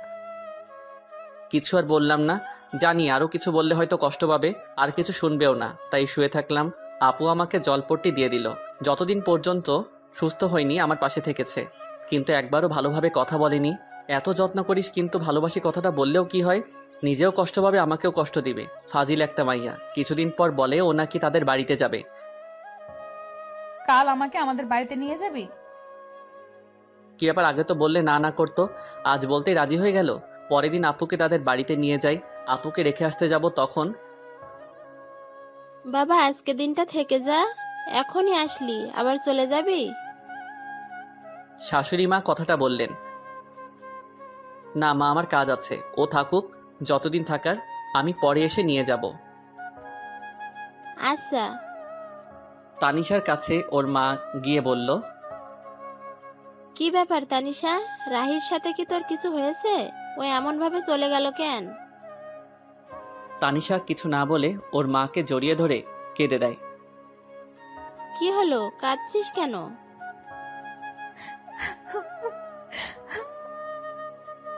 কি হয়েছে পাগলি মেয়ে, এভাবে কাঁদছিস কেন? রাহি কি তোকে কিছু বলেছে? আম্মু, আমি রাহিকে ভালোবেসে ফেলেছি, কিন্তু বলতে পারছি না। ও অন্য কিছু ভেবে আমার উপর রেগে আছে। তারপর ওর মাকে সব খুলে বলে। আমি রাহির সাথে কথা বলে দেখছি। না আম্মু, তোমাকে বলতে হবে না। তুই তো বলতে পারবি না, পাগলি একটা। আমি বলছি। না, আমিই বলবো, তারপর যা হবার হবে। ওকে, তাহলে এবার কান্না থামা, পাগলি একটা। এদিকে আমি বাড়িতে এসে কিছু ভালো লাগে না, মনটা শুধু হাহাকার করছে। কি যেন নেই মনে হচ্ছে। আপুকে ওখানে রেখে এসে তো এখন রুমটা ফাঁকা ফাঁকা মনে হচ্ছে। ওকে কি নিয়ে আসবো? কিন্তু এত রাতে কিভাবে যাব? কাল সকালে গিয়ে নিয়ে আসবো, তা না হলে ওকে দেখতে না পেয়ে মরেই যাব। এদিকে রাতটা যেন কাটতেই চাচ্ছে না, এপাশ ওপাশ করছি। এদিকে তানিশাও অস্থির অস্থির লাগছে, কেন যেন রাহিকে ছাড়া ভালো লাগছে না। অনেক কষ্টের পর সকাল হলো, আমি রেডি হয়ে বেরিয়ে পড়বো। তখনই এত তাড়াহুড়ো করে কোথায় যাচ্ছিস? একটা কাজে। তোর আবার কিসের কাজ? আছে একটা জরুরি কাজ, আমি যাচ্ছি বলে চলে আসলাম। এতক্ষণ পর তানিশা আপুর বাড়িতে চলে আসলাম। এসে কলিং বেল চাপ দিতেই আমার চাচা মানে শ্বশুর মশাই দরজা খুলে আমাকে দেখতে পান। তো বন্ধুরা, এতক্ষণ ধরে গল্পটি শুনেছ। গল্পটি তোমাদের কাছে কেমন লাগছে? যদি গল্পটি ভালো লেগে থাকে এবং এ ধরনের গল্প আরও শুনতে পছন্দ করো, তাহলে এক্ষুনি নিচে থাকা সাবস্ক্রাইব বাটনটি টিপে আমাদের পরিবারের একজন সদস্য হয়ে যাও এবং গল্পটি কন্টিনিউ করো। আর হ্যাঁ, একটি সুন্দর কমেন্ট করতে কিন্তু ভুলবে না। আরে রাহি বাবা, এত সকালে যে? ভেতরে আসতে বলবেন না? আরে আয়, এটা তো তোরই বাড়ি। কে এসেছে গো? দেখে যাও, তোমার মেয়ে জামাই এসেছে। ও রাহি, বাবা ভিতরে এসে বসো। আম্মু, তানিশা কই? ওর ঘরে আছে। আচ্ছা। আমি আর এক মুহূর্তে এখানে না দাঁড়িয়ে আপুর রুমে চলে এলাম। এসে দেখি মহারানী মন খারাপ করে শুয়ে আছে। আমি একটু আওয়াজ করলাম, দেখলাম কোনো সারা শব্দ নেই। আপনার কি মন খারাপ? দেখি আমার কথা শুনে আমার দিকে তাকালো, কিন্তু ওকে দেখে মনটা খারাপ হয়ে গেল। মহারানী শুয়ে শুয়ে কান্না করছিল। তুই এখানে এসেছিস কেন? কেন, আমার শ্বশুর বাড়িকে আমি আসতে পারি না? না, আসবি না, চলে যা এখান থেকে। কিন্তু আমি তো চলে যেতে আসিনি, আমি তো আপনাকে সাথে করে নিয়ে যেতে এসেছি। আমি কেন তোর সাথে যাব? আমি নিয়ে যাব তাই। আমি যাব না, তুই চলে যা এখান থেকে। আমি তো যাব না আপনি না গেলে। কেন? আমি তোর কে? আপনি আমাকে চাচাতো বউ। এসেছে বউ বউ করতে, যাব না আমি। তানিশা, বললাম তো যাব না। আমি তোমাকে অনেক ভালোবাসি, নিজের থেকে অনেক বেশি। চলো আমার সাথে। কি বললি? ভালোবাসি। কাকে? তোমাকে। প্রথম দিন কি বলেছিলাম? আমি এত কিছু জানি না, আমি জানি তুমিও আমাকে ভালোবাসো। আমার ভেবে দেখতে হবে। আচ্ছা, কিন্তু বাড়িতে চলো আমার সাথে প্লিজ। কিন্তু আব্বু তো আজকে যেতে দিবে না। সেটা আমি দেখতেছি, চলো। তারপর আমি ওকে নিয়ে চলে আসতে লাগলাম। আরে তোমরা কই যাও? চাচা, বাড়ি যাব। কিন্তু এখনই তো এলে। আমাদের দরকার আছে। ওদের যেতে দাও। তারপর আমি আর তানিশা বাড়ির উদ্দেশ্যে রওনা দিলাম। আজকে এসে আজকেই চলে গেল, বুঝলাম না তুমি আটকালে না কেন? তারপর চাচি সব খুলে বললেন। এরা পারেও বটে, দেখো এখন সব ঠিক হয়ে যাবে। আমি তানিশাকে বাড়িতে নিয়ে আসলাম। বাড়িতে আসতে আম্মু বলল, কি রে, কালকে দিয়ে আসলি আবার আজকে নিয়ে আসলি? অমনিও থাকতে চাইছিল না তাই। এই জন্যই সকাল সকাল খুব জরুরি কাজ, এইটাই ছিল। আমি আর কথা না বলে তানিশাকে রুমে নিয়ে আসলাম। রুমে আসতে দেখি ও আমার দিকে রাগী লোক নিয়ে তাকিয়ে আছে। আমি ভয়ে বললাম, কি ব্যাপার, অমন করে তাকিয়ে আছেন কেন? আমি থাকতে চাইছিলাম না, তাই না? মানে না। তোর আজকে কি করে দেখ হয়েছে আপনাদের রোমান্স করা? হঠাৎ কথা শুনে দুজনেই চমকে উঠে যাই। তুই এখানে কিছু বলবি? বলতেই তো আসছিলাম, কিন্তু তোমাদের রোমান্সের মাঝে চলে আসলাম। তেমন কিছু না। ভাইয়া, আমি কানা না, আমি তোর থেকে বেশি দেখতে পাই। কি বলবি বল। আমায় কিছু টাকা দে তো। কত লাগবে? 500। আব্বুর কাছে থেকে নে। না, তুই দে, আব্বু বকা দিবে। পরে এসে নিয়ে যাস। ওকে, তোরা রোমান্স চালিয়ে যা। তোকে আজকে। চুটকি দৌড়ে চলে যায়। তানিশার দিকে তাকিয়ে দেখি লজ্জায় লাল হয়ে আছে। চুটকি কোথায় এত লজ্জা পাবে জানতাম না, তবে এখন আরো বেশি কিউট লাগছে। রাতে খাবার খেয়ে আমি খেতা বালিশ নিয়ে নিচে শুতে যাব, তখন এই তুই বিছানায় ঘুমা। আর আপনি? আমি বিছানায় ঘুমাবো। মানে আপনি আমার সাথে ঘুমাবেন? বেশি খুশি হইস না, মাঝখানে এই বালিশ থাকবে, বালিশের এই পাশে একদম আসবি না। না হলে? তোর খবর আছে। বেডি কয় কি, বউয়ের কাছে নাকি যেতে পারবো না? কি কপাল আমার। কিছু বলছিস? না। এখন ভালো ছেলের মতো ঘুমা। আমিও ঘুমিয়ে পড়ি। মাঝরাতে হঠাৎ ঘুম ভেঙে যায়। উঠতে যাব, তখনই ভারী কিছু অনুভব করলাম। তাকিয়ে দেখি আমার বুকের উপর শুয়ে আছে আপু। আমার অনেক ভালো লাগছিল, ইচ্ছে হয়েছিল সারা জীবন এভাবে ডাকতে। আমি আর উঠলাম না, যদি ওর ঘুম ভেঙে যায়। এভাবে বুকের উপর আপুকে জড়িয়ে ধরে আমিও ঘুমিয়ে পড়লাম। সকালে আমার আগেই আপুর ঘুম ভেঙে যায়, দেখে আমি ওকে, ও আমাকে জড়িয়ে ধরে আছি। ও উঠার চেষ্টা করতেই আমি আরো জোরে জড়িয়ে ধরি। এমনভাবে জড়িয়ে ধরে শুয়ে আছি আপু যেন বুঝতে পারে আমি ঘুমের ঘরে জড়িয়ে আছি। যখন আমার থেকে নিজেকে ছাড়িয়ে নিতে পারছে না, তখন আমাকে ডাকতে থাকে। রাহি, ওই আমি চুপ। ওঠ আর ছাড় আমাকে। ও সরি। ওকে ছেড়ে এমন ভাব করলাম যেন আমি কিছুই জানি না, আমি বুঝতে পারি নাই। ঠিক আছে। মনে মনে আমি হাসছিলাম। মাইয়া দেখি একটু একটু করে লাইনে আসছে। পরের দিন আমার আব্বু আম্মু আর চুটকি আমাদের এক আত্মীয়ের বাড়িতে যায় 2 দিনের জন্য। আম্মু যাওয়ার সময় বলে গেল যেন ওনার বৌমার খেয়াল রাখি আর ঝগড়া যেন না করি। মুই আর কি কইতাম, আমি তো এখন অবুঝ বাচ্চা। দুপুর হয়েছে, খুব খিদা লাগছে। তানিশা কই গেল? তানিশা আপু, বল। দুপুর হয়ে গেল তো, কিছু কি রান্না করছেন? খুব ক্ষুধা লাগছে। আমি তো রান্না করতে পারি না। কি মজা করছেন আমার সাথে? মজা কেন করবো, আমি সত্যিই রান্না করতে পারি না। খাইতে পারেন মানে? কিছু না। হারামজাদি কয় কি রান্না করতে পারে না, শুধু গিলতে পারে? মেয়ে হয়ে এখনো রান্না করতে শিখেননি? আম্মু কখনো রান্না করতে দেয়নি। মেয়ে মানুষ যখন হয়েছেন একটু তো রান্না করা শিখতে পারতেন। রান্না করতে পারেন না? বিয়ে করে বরকে কি করে খাওয়াতেন? এখন কি হবে আমার? বিয়ে তবে করলি কেন? শখে করি নাই, জোর করে করাইছে। যত সব। খিদের জ্বালায় কি সব বলেছি। খিদে লাগলে মাথা ঠিক থাকে না। আমি গিয়ে হোটেল থেকে খাবার এনে খেয়ে নেই। পরে মনে হলো তানিশাও কিছু খাই নাই, তাই খাবারগুলো নিয়ে ঘরে গেলাম। এই নেন, খাবারগুলো খেয়ে নেন। আমার মাথা ব্যথা করছে, আমি নিচে ঘুমাচ্ছি, আপনি খাবার খেয়ে নিয়েন। তারপর আমি গিয়ে ড্রয়িং রুমে ঘুমিয়ে পড়লাম। ঘুম ভাঙলে দেখি সন্ধ্যা নামবে। তানিশাকে ডাকতে রুমে যাই, গিয়ে দেখি খাবারগুলো যেমন রেখেছিলাম তেমনই আছে। তানিশা গেল কোথায়? সারা বাড়ি খুঁজে পেলাম না, তাই ছাদে গেলাম। গিয়ে দেখি মহারানী ছাদে দাঁড়িয়ে আছে। আমি গিয়ে ডাক দিতেই চোখ মুছে আমার দিকে তাকালো। বুঝলাম আমার কথায় অনেক কষ্ট পেয়েছে। খিদের জ্বালায় তখন আমার মাথা ঠিক ছিল না। আমার হয়তো এমনভাবে বলা ঠিক হয় নাই। এখনো খাবার খান নাই কেন? এমনি ভালো লাগছিল না। সরি, আমি আপনাকে সেভাবে বলতে চাইনি। প্লিজ আমাকে মাফ করে দিয়েন। না, সরি কেন বলছিস? তুই তো ঠিকই বলছিস। না, আমি ঠিক বলিনি। সরি, আমার উপর রাগ করে থাকবেন না।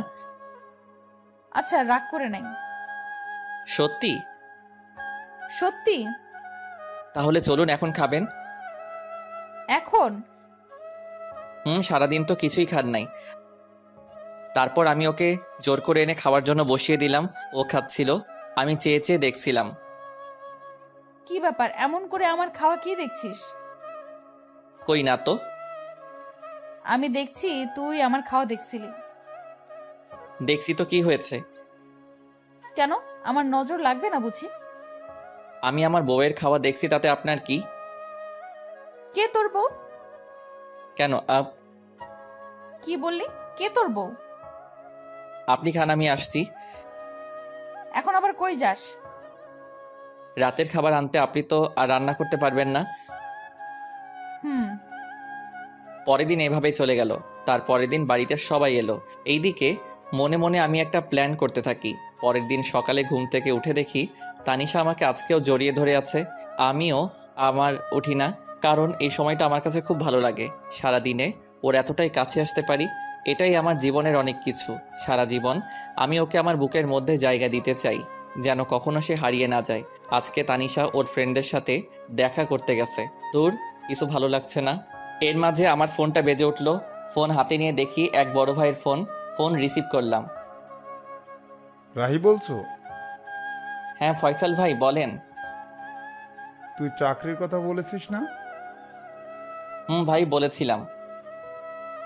আমার এক আঙ্কেলের অফিসে তোর চাকরির ব্যবস্থা করেছি, তুই এই ঠিকানায় আয়।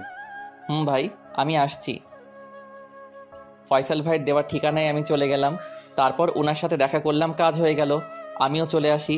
রাস্তা দিয়ে হাঁটছিলাম, হঠাৎ তানিশার মতো কাউকে দেখতে পেলাম। একটু এগিয়ে গিয়ে দেখি ও রাস্তায় অন্য পাশে আর ও ফ্রেন্ড অন্য পাশে। তানিশার সাথে একটা ছেলে আছে।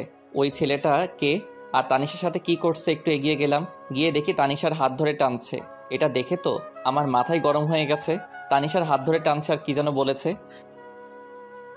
তানিশা, আমি তোকে অনেক ভালোবাসতাম, কি করলি তুই এটা? দেখ ইমন, আমার হাত ছাড়। আমি তোকে আমার ভালো একটা ফ্রেন্ড ভাবতাম, আর কিছু না। আর আমার বিয়ে হয়ে গেছে, তুই তো জানিসই সব। কি আছে ওই রাহির মধ্যে যা আমার মাঝে নাই? সেটা তুই নিজেকে জিজ্ঞেস কর। হাত ছাড় আমার। ঠিক আছে, এক রাতের জন্য হলেও তো তুই আমার হবি। বিশ্বাস কর, তোকে এক রাত নিজের করে পাওয়ার জন্য অনেক অপেক্ষা করেছি আমি। এমনিতেই মাথাটা গরম ছিল, তার উপর এমন কথা শুনে নিজেকে আর কন্ট্রোল করতে পারলাম না। সোজা গিয়ে ছেলেটার মুখে একটা ঘুষি দিলাম। এতে ছেলেটা কিছুটা দূরে সরে গেল। আমাকে দেখে আপু অবাক হয়ে তাকিয়ে আছে। তারপর আমি ছেলেটাকে ইচ্ছে মতো মারলাম। তানিশা আমাকে আটকাতে চেষ্টা করছে। আমি ছুটে গিয়ে তাকে অনেক মেরেছি। আমার তানিশাকে স্পর্শ করেছে, আজকে মেরেই ফেলবো। এমন সময় আশেপাশে মানুষ জড়ো হয়ে যায়। আমি তানিশার হাত ধরে বাড়িতে নিয়ে আসি। তানিশার উপর প্রচুর রাগ হচ্ছে, কিন্তু কিছু বললাম না। তানিশাও বুঝতে পারছে আমি অনেক রেগে, আমি তাই আর কিছু বললাম না। রাতে আম্মু খাবার খাওয়ার জন্য ডাকছে, আমি খাবো না বলে দিছি। তানিশাও একবার ডাকলো খাবার জন্য, আমি না করে দিছি। তুই কি আমার উপর রাগ করে আছিস?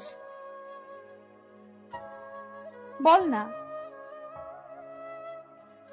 আমি তোকে কিছু জিজ্ঞেস করেছি। কি জানতে চান? আমি রেগে আছি কিনা? হ্যাঁ, আমি রেগেই আছি। আমার বউয়ের হাত ধরে টানাটানি করবে, আজে বাজে কথা বলবে, রাগ হবে না তো কি হবে? কেন গিয়েছিলে তাদের সাথে দেখা করতে? সরি, আমার ভুল হয়ে গেছে, রাগ করিস না। আমি জানতাম না এমন হবে। আপনি আরো অনেক কিছু জানেন না। কি? কিছু না। তাহলে রেগে থাকিস না প্লিজ। আমার দিকে তাকিয়ে একটু হাসি দে। আমি আর কি রাগ করে থাকবো? ওর মায়াবী চেহারা দেখলেই সবকিছু ভুলে যাই। ভালোবাসা মানুষের উপর, আর যাই হোক রাগ করে থাকা যায় না। তারপর একটা হাসি দিলাম। এই তো গুড বয়। অনেকদিন ফেসবুকে ঢোকা হয় না, তাই একটু ফেসবুকে ঢুকলাম। সময় কাটছিল না, তাই ভাবলাম 3-4টা মেয়ের সাথে চ্যাটিং করলে 2-3 ঘন্টা এমনি কেটে যাবে। তাই আমি ফেসবুকে চ্যাটিং করছিলাম। কখন যে আমার পাশে তানিশা এসে বসে আছে আমার খেয়ালই করি নাই। দেখলাম আমার চ্যাটিংও মনোযোগ দিয়ে দেখছে আর রাগে ফুলছে। মনে মনে ভাবলাম আজকে আমাকে কে বাঁচাবে, কিন্তু না, আমার সাথে কিছুই হলো না। আমার বদলে আমার শখের মোবাইলটা শহীদ হইল। আমার হাত থেকে ফোনটা নিয়ে ফ্লোরে আছাড় মারে। এতে করে আমার ফোনের বডি, কলিজা, হার্টবিট সব আলাদা হয়ে যায়। বেচারা আমার জন্য বিনা আন্দোলনে শহীদ হইল। আমার এত শখের মোবাইলটা হারামজাদি ভেঙে ফেললো। পরের দিন আমার অফিসে জয়েনিং ডেট ছিল। সকালে ঘুম থেকে উঠে আমি জরুরি কাগজপত্র নিয়ে বেরিয়ে পড়লাম। রাহি, কোথায় যাস? আম্মু আজকে একটা চাকরির ইন্টারভিউ আছে। ওকে, ভালো করে ইন্টারভিউ দিস। ওকে আম্মু। আম্মু কাছ থেকে বিদায় নিয়ে অফিসে এসে বসে আছি। এক পিয়ন এসে আমাকে ডাক দিল। মিস্টার রাহি, স্যার আপনাকে ভেতরে ডাকছেন। আমি ভিতরে যাই। May I come in sir? Yes come in. তুমি রাহি, তাই না? জি স্যার। কাল আমাকে ফয়সাল সব বলেছিল তোমার কথা। তোমার ফাইলগুলো আমাকে দাও। এই নেন। মিস্টার সাব্বির, ওনাকে ওনার কেবিন দেখিয়ে দিন। ওনার পিয়ন কে বললেন? আসুন আমার সাথে। চলুন। উনি আমাকে কেবিন দেখিয়ে চলে গেল। আমি কিছুক্ষণ বসেছিলাম, তারপর স্যার ডাকলো। স্যার, আমার চাকরি হয়ে যাবে তো? আরে তোমার চাকরি তো কালকেই হয়ে গেছে। আমি শুধু তোমার ফাইলগুলো একটু দেখছিলাম। সত্যি স্যার? এবার বলো, তোমার স্যালারি কত দিলে চলবে? আমি কি বলবো স্যার, আপনি বলেন। 30,000 হলে চলবে? আপনি যা ভালো বোঝেন স্যার। ফয়সাল আমার ছেলের মতো, তাই তুমি কোনো চিন্তা করো না। আজ থেকে তুমি এই কোম্পানির ম্যানেজার, ওকে? ধন্যবাদ স্যার। তারপর আমি অফিস থেকে চলে আসি। আজকে আমার অনেক খুশি লাগছে। হঠাৎ মনে পড়লো আজকে তো তানিশার জন্মদিন, ওকে আজকে সারপ্রাইজ দিতে হবে। বাড়ি আসার সময় সব জিনিসপত্র নিয়ে এলাম, আর সবার জন্য মিষ্টিও নিয়ে এলাম। আম্মু দরজা খুলে দিতেই আম্মুকে মিষ্টি খাওয়ালাম। মিষ্টি কি জন্য? আম্মু, আমার নতুন চাকরি হয়ে গেছে। এটা তো খুব ভালো কথা। তোর আব্বু শুনলে অনেক খুশি হবে। আম্মু, চুটকি কই? কি ব্যাপার, আজকে তানিশাকে না খুঁজে তাসনিয়াকে? আম্মু, তুমি না? ওর ঘরে আছে। আমি গিয়ে চুটকির সাথে দেখা করলাম, তারপর রুমে চলে এলাম। তানিশাকে বললাম আমার সাথে একটু আসতে। কোথায় যাব? আমার সাথে চলুন না। তারপর আমি ওকে ছাদে নিয়ে গেলাম। ছাদে যাওয়ার আগেই আমি ওর চোখ বন্ধ করে নিলাম। কি করিস? চুপ। আমি ছাদে নিয়ে গিয়ে চোখ ছেড়ে দেই। তানিশা চোখ খুলে অবাক হয়ে যায়। ছাদের মধ্যে মোমবাতি দিয়ে লেখা happy birthday to you Tanisha. আমি ওর সামনে হাঁটু গেড়ে বসে বললাম, happy birthday Tanisha. Thank you so much. I love you Tanisha, I really love you. এই বলে আমি তানিশার হাতে আংটি পরিয়ে দেই, কিন্তু এর মধ্যে তানিশার কোনো রিয়াকশন নেই। আমি অবাক হয়ে যাই। কিছু বলছো না যে? আমি কি তোমার ভালোবাসার যোগ্য না? সেটা না। আজকে যদি তুমি কিছু একটা না বলো তাহলে আমি বলেই চাকু নিয়ে হাতে ধরি। কি করছিস কি? আজকে যদি ভালোবাসার কথা না বলো তাহলে আজকে আমি হাত কেটে ফেলবো, আর এই জীবন রাখতে চাই না। বলেই চাকু দিয়ে হাতে টান দিতেই যাব, তখন তানিশা দৌড়ে এসে চাকু ফেলে দিয়ে জড়িয়ে ধরে কান্না করতে করতে, কি করছিস তুই? তোর কিছু হলে আমার কি হবে? কেন, তুমি তো আমাকে ভালোবাসো না? কে বলছে অনেক ভালোবাসি তোকে? তাহলে বলনি কেন আগে? এমনি। তুই কখনো বলেছিস? বলেছি। ভালো করছিস। ভালোবাসি। জানি তো। অনেকক্ষণ তানিশা আর আমি একে অপরকে জড়িয়ে ধরে থাকি। কেকটা কাটো। তোর মনে ছিল? আমার একমাত্র বউয়ের জন্মদিন আমার মনে থাকবে না? হয়েছে হয়েছে, আর পাম মারতে হবে না। তারপর আমি আর তানিশা মিলে কেকটা কাটি। আমি ওকে খাইয়ে দেই আর ও আমাকে খাইয়ে দেয়। এই মুহূর্তটা আমার কাছে মনে হলো নতুন অনুভূতি। এতদিন পর আজকে আমার খুশি লাগছে। অনেক রাত হয়েছে, চলো এখন। এমন ভাবে যাব না। তাহলে? আমি হেঁটে যেতে পারবো না। তাহলে কিভাবে যাবেন? বুঝতে পারছিলাম ও আমার খুলে উঠে যাওয়া কথা বলছে, তার জন্য এমন করে বলেছে। আমি না বোঝার ভান করলাম। সব কথা কি মুখে বলতে হয়? বুঝতে পারছি। বলে তানিশাকে খুলে তুলে নিলাম, আমার গলা জড়িয়ে ধরলো। আমি ছাদ থেকে ওকে রুমে নিয়ে আসলাম। রুমে এসে তো তানিশা অবাক হয়ে যায়। রুমটা এত সুন্দর করে কে সাজালো? তানিশার পছন্দ সব ফুল দিয়ে সাজানো। পছন্দ হয়েছে? অনেক। কে করলো এসব? সেটা না হয় পরে জানবে। ওকে। তারপর আমি দরজা লাগিয়ে তানিশাকে বিছানায় ফেলে দেই। আমি তানিশার উপরে উঠে ওকে দেখতে থাকি। তানিশা আমাকে ধাক্কা দেয়, কিন্তু লাভ হয় না। আমি ওর কাছে যেতেই তানিশা লজ্জায় চোখ বন্ধ করে নেয়। আমি ওর গোলাপি ঠোঁটে কিস করতেই ও কেঁপে ওঠে। আমি আস্তে আস্তে ওর ঠোঁটে কিস করতে করতে গলায় কিস করি। এরপর তানিশা নিজেই আমার উপর ঠোঁটে কিস করতে শুরু করে। তারপর আমার দুজনেই হারিয়ে যাই ভালোবাসার অতল সাগরে। সকালে আমার আগেই তানিশার ঘুমটা ভেঙে যায়। তানিশা দেখে আজকেও আমার বুকের উপর শুয়ে আছে। তানিশার কাছে আজকে সকালটা একদম অন্যরকম। অনেক খুশি খুশি লাগছে, কিন্তু কাল রাতের কথা মনে পড়তেই কিছুটা লজ্জা পাই। তাকিয়ে দেখে এখনো রাহি ঘুমিয়ে আছে।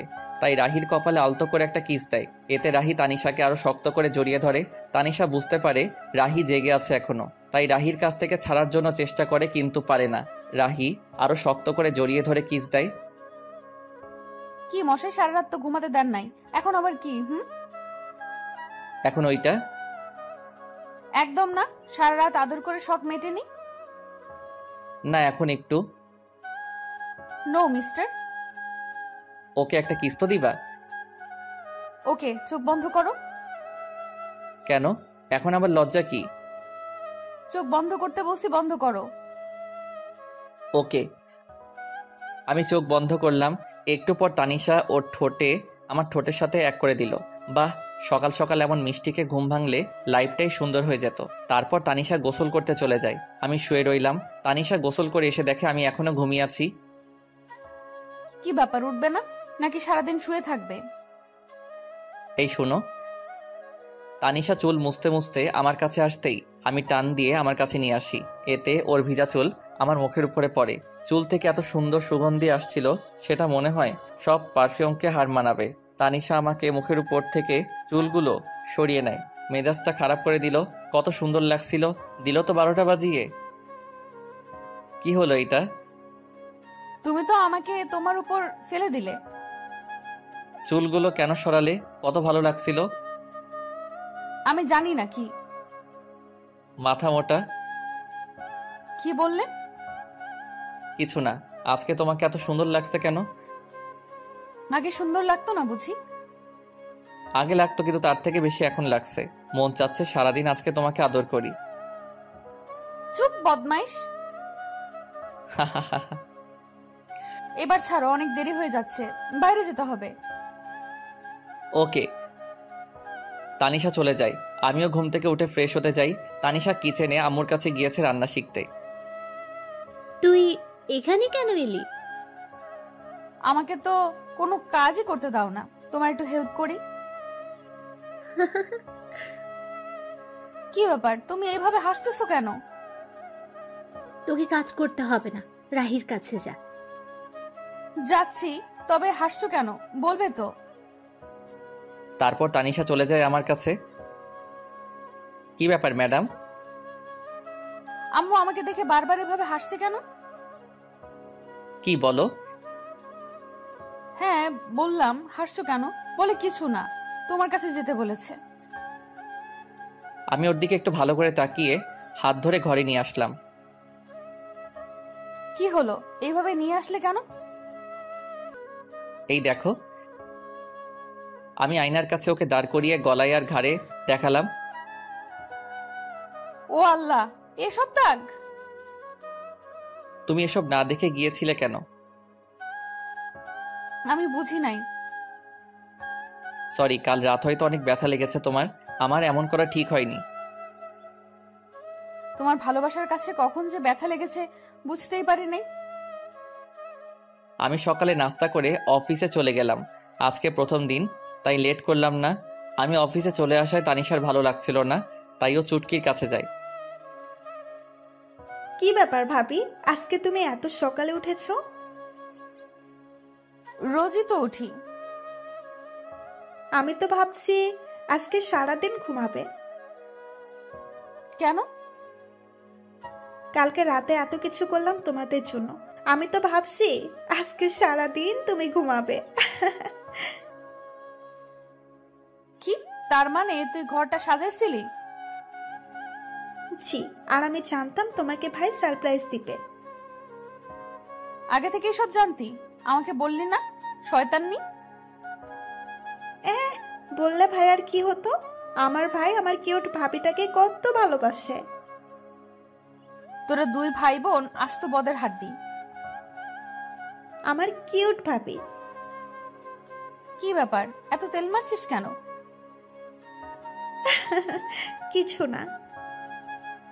দুপুরের দিকে ভাবলাম তানিশাকে একটা ফোন দেই, খেয়েছে কিনা, কিন্তু পরক্ষণে মনে হলো আমার ফোন তো বিনা আন্দোলনে শহীদ হয়েছে। ফোনটা আর দেওয়া হলো না। ভাবলাম তানিশার হাতের ফোনটা নষ্ট, একটা কিনে দিতে হবে। বিকালে বাড়িতে আসার সময় তানিশার জন্য আইসক্রিম আর চুটকির জন্য চকলেট নিয়ে আসলাম।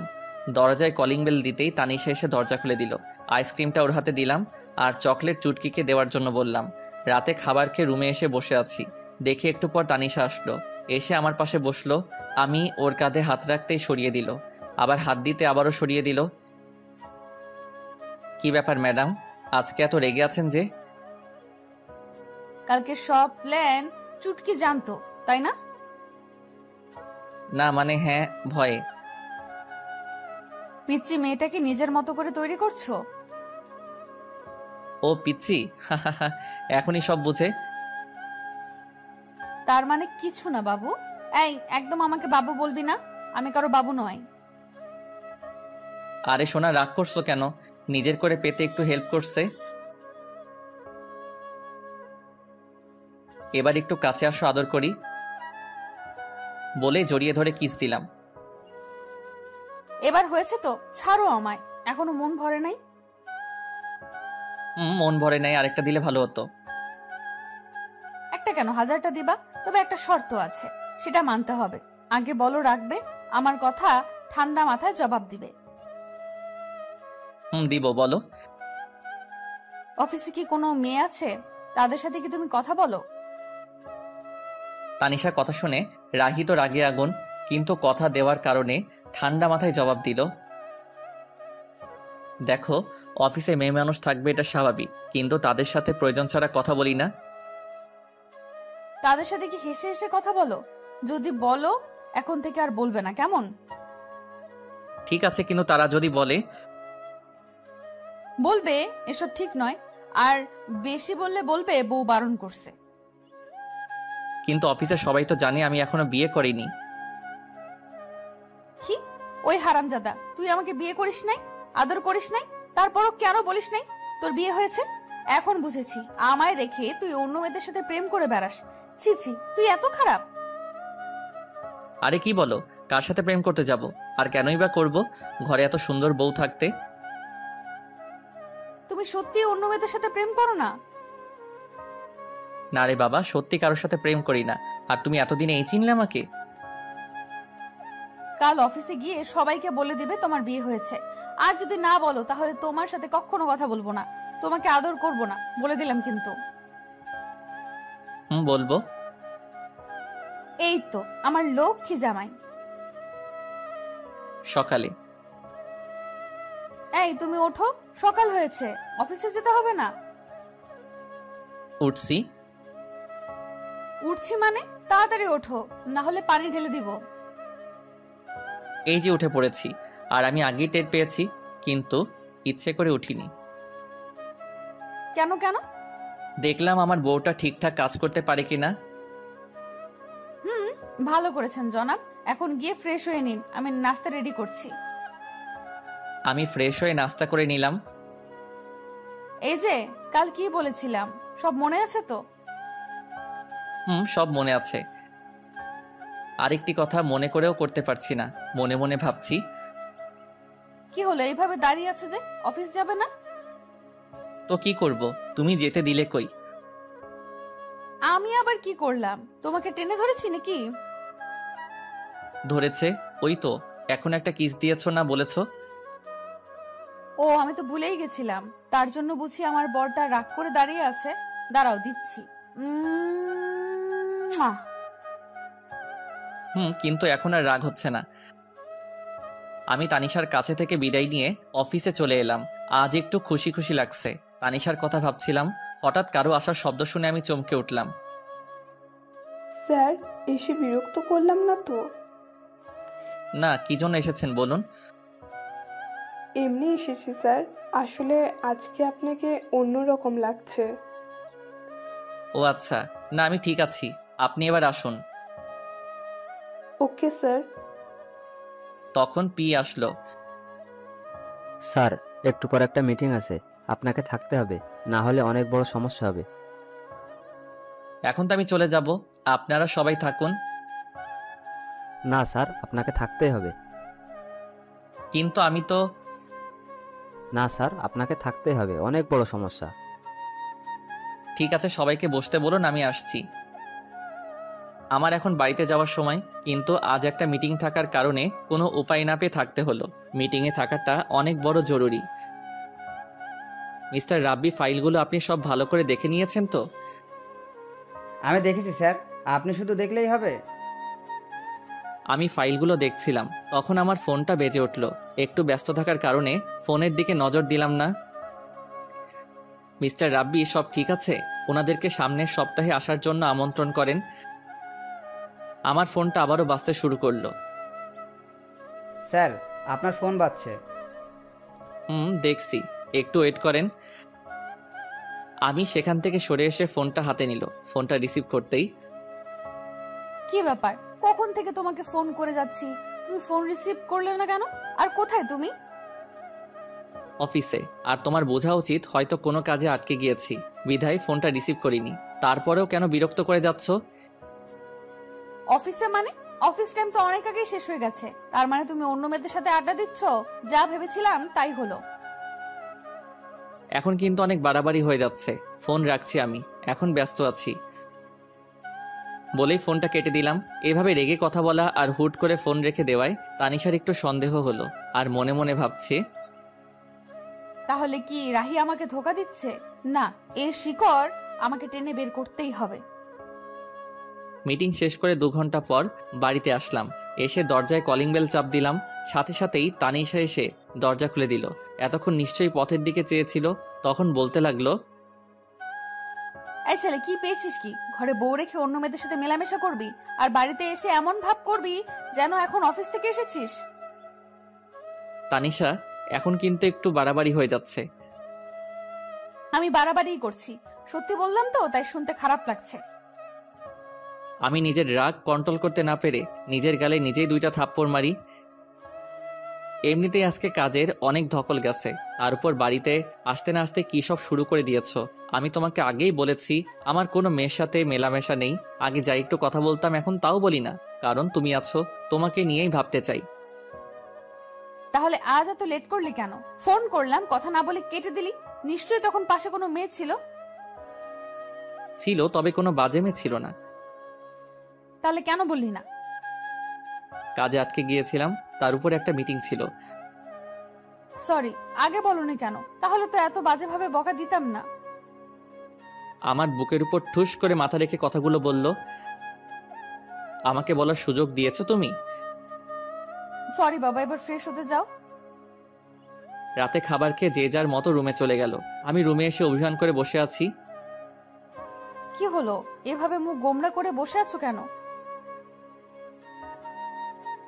কি হলো আমার পাগলটার?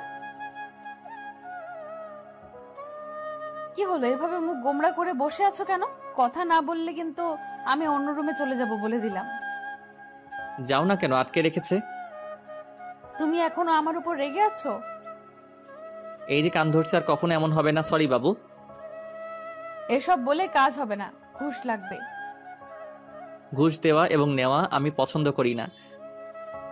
তানিশা বুঝতে পারছে আমি কিসের নেশায় ধরেছে, তাই একটু দুষ্টুমি করে বলল, তুমি পছন্দ করতে হবে না, আমি পছন্দ করি, তাই আমি ঘুষ নিব। আমি না দিলে তুমি কিভাবে নিবে? না দিলে জোর করে আদায় করে নিব। বলি তানিশার দিকে এগোচ্ছি, আর তানিশা পিছনে যাচ্ছে। একদম কাছে আসবে না, আসলে কি করব? খারাপ হয়ে যাবে কিন্তু। খারাপটাই তো দেখতে চাই। এই বলে আমি তানিশার কাছে গিয়ে গলায় কিস করে আস্তে আস্তে ঘাড়ে চুমু দিচ্ছিলাম। এরপর দুজনের নিঃশ্বাস ঘন হয়ে যায়। এরপর আমি তানিশাকে কোলে করে নিয়ে বিছানায় ফেলে দেই। অনেক খুনসুটি দুষ্টামি করে দুজনেই ঘুমিয়ে পড়ি। আজকে একটু বেলা হয়ে গেছে, কারো ওঠার নামগন্ধ নেই। তখন আম্মু ডাক দিল। কি হয়েছে রাহি? অনেক বেলা হয়ে গেছে, এখনো উঠছিস না? অফিসে দেরি হয়ে যাচ্ছে তো। আম্মু একটু ঘুমাই। আর ঘুমাতে হবে না, আর ঘুমালে তোমার অফিসে যাওয়া হবে না। আচ্ছা, উঠছি। তারপর আমি ফ্রেশ হয়ে নাস্তা করে অফিসে চলে এলাম। দেখি রাব্বি আমার কেবিনে বসে আছে। কি ব্যাপার? কিছু না স্যার, অন্য দিনের তুলনায় আজকে একটু লেট হয়েছে। আচ্ছা যাও, কাজ করো গিয়ে। রাব্বি চলে গেল। আমি কেবিনে বসে কাজ করছিলাম, তখন আমার ফোনটা কান্না করে উঠল। ফোনটা হাতে নিয়ে দেখি অচেনা নম্বর। খুব বিজি, আমাকে একটু সময় দিতে পারো না? আপনি কোথাও ভুল করছেন, আমি আপনাকে চিনি না, আর নাম্বারটাও কোনোদিন দেখিনি। ও, এখন তো মনে থাকবেই না। বিয়ের আগে কত কিছু করেছো, বিয়ে করার সাথে সাথে সব শেষ। আপনি কে বলুন তো? বলবো না। ওকে বাই, আমি ফোন রেখে দিলাম। এই না না, বলছি। আজ আম্মুর কাছ থেকে নতুন সিম নিয়েছি তোমার সাথে দুষ্টমি করব বলে।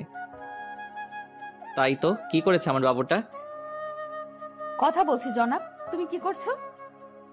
একটা মেয়ের কোলে মাথা রেখে শুয়ে আছি। কি বললি তুই হারামি, লুচ্চা বেটা? তোর সাথে কোনো কথা নাই, তুই কোনো দিন আমাকে বউ বলবি না। তানিশা ফোন রেখে দিল।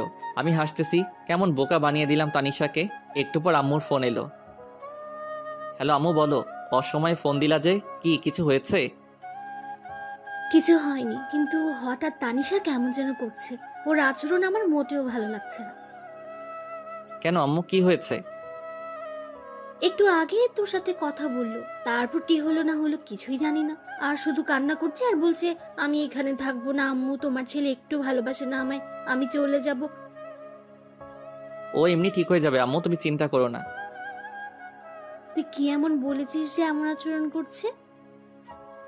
আম্মু বাসায় গিয়ে সব বলবো, আর তুমি এসব নিয়ে একটু চিন্তা করো না।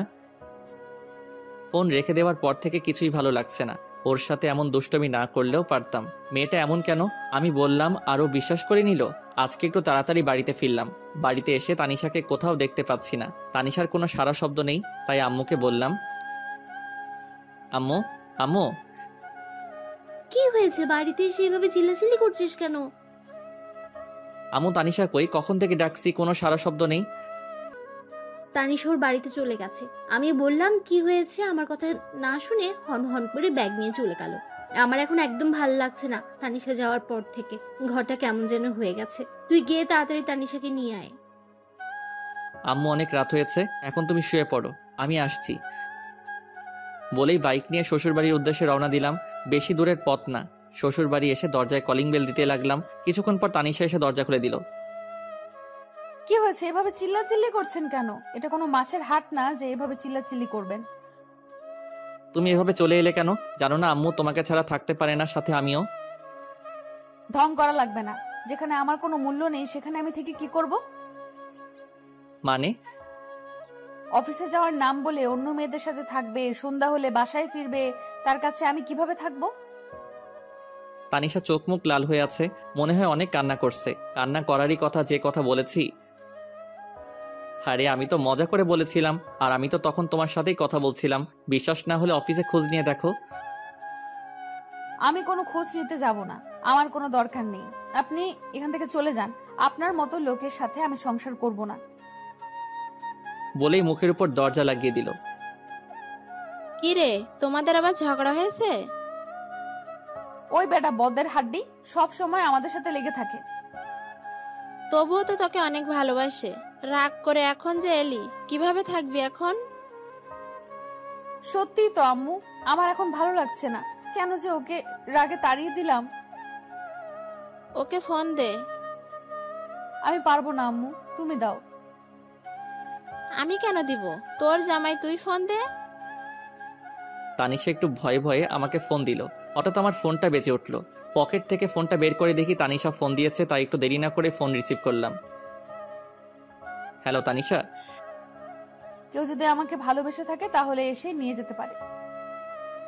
এইটুকু বলেই ফোনটা কেটে দেয়। বুঝতে পারলাম পাগলিটার রাগ কমেছে, তাই দেরি না করে ওকে নিতে চলে এলাম। এসে দেখি ও রেডি। চাচিকে না মানে শাশুড়ি মাকে বলে নিয়ে আসলাম। রাস্তায় আমার সাথে একবারও কথা বলেনি, তাই আমি আগে বলি সরি। তুমি এতটা রাগ করবে বুঝতে পারিনি। আমি তো এমনি মজা করে কথাটা বলেছিলাম। তুমি জানো না আমি তোমাকে কতটা ভালোবাসি। এসব বললে আমার কষ্ট হবে না? সরি, আর কখনো এমন বলবো না।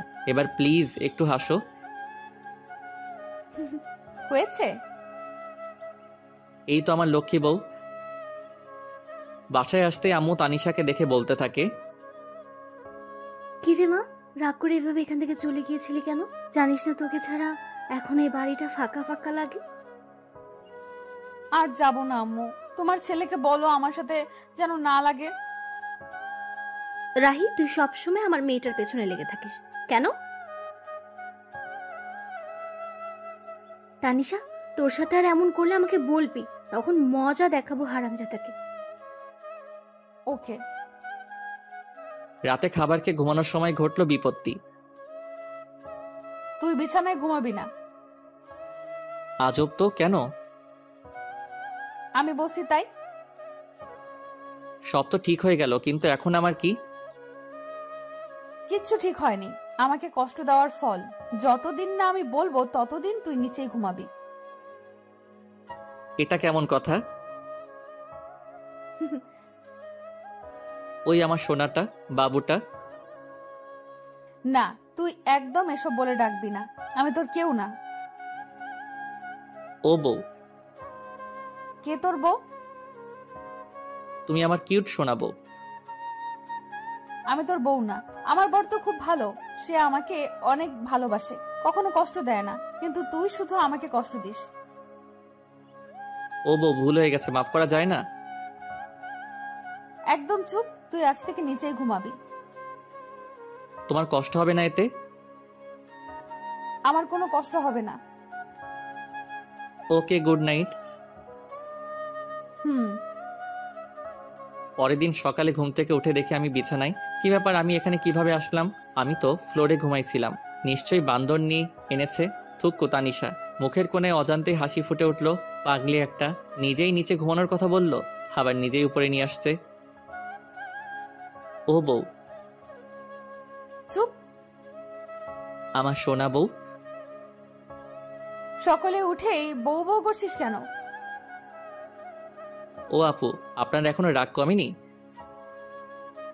কি বললি? আমি তোর আপু, তাই না? এইবার তো মনে হয় আমি শেষ।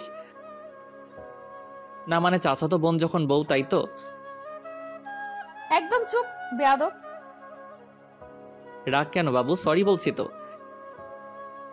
রাখ তোর সরি, তোর সরির গুষ্টি মারি। তানিশার সাথে ঝগড়া করছিলাম, তখনই চুটকি এসে ডাক দিল। ভাইয়া, তোকে আর আপুকে আপু ডাকছে, তাড়াতাড়ি আয়।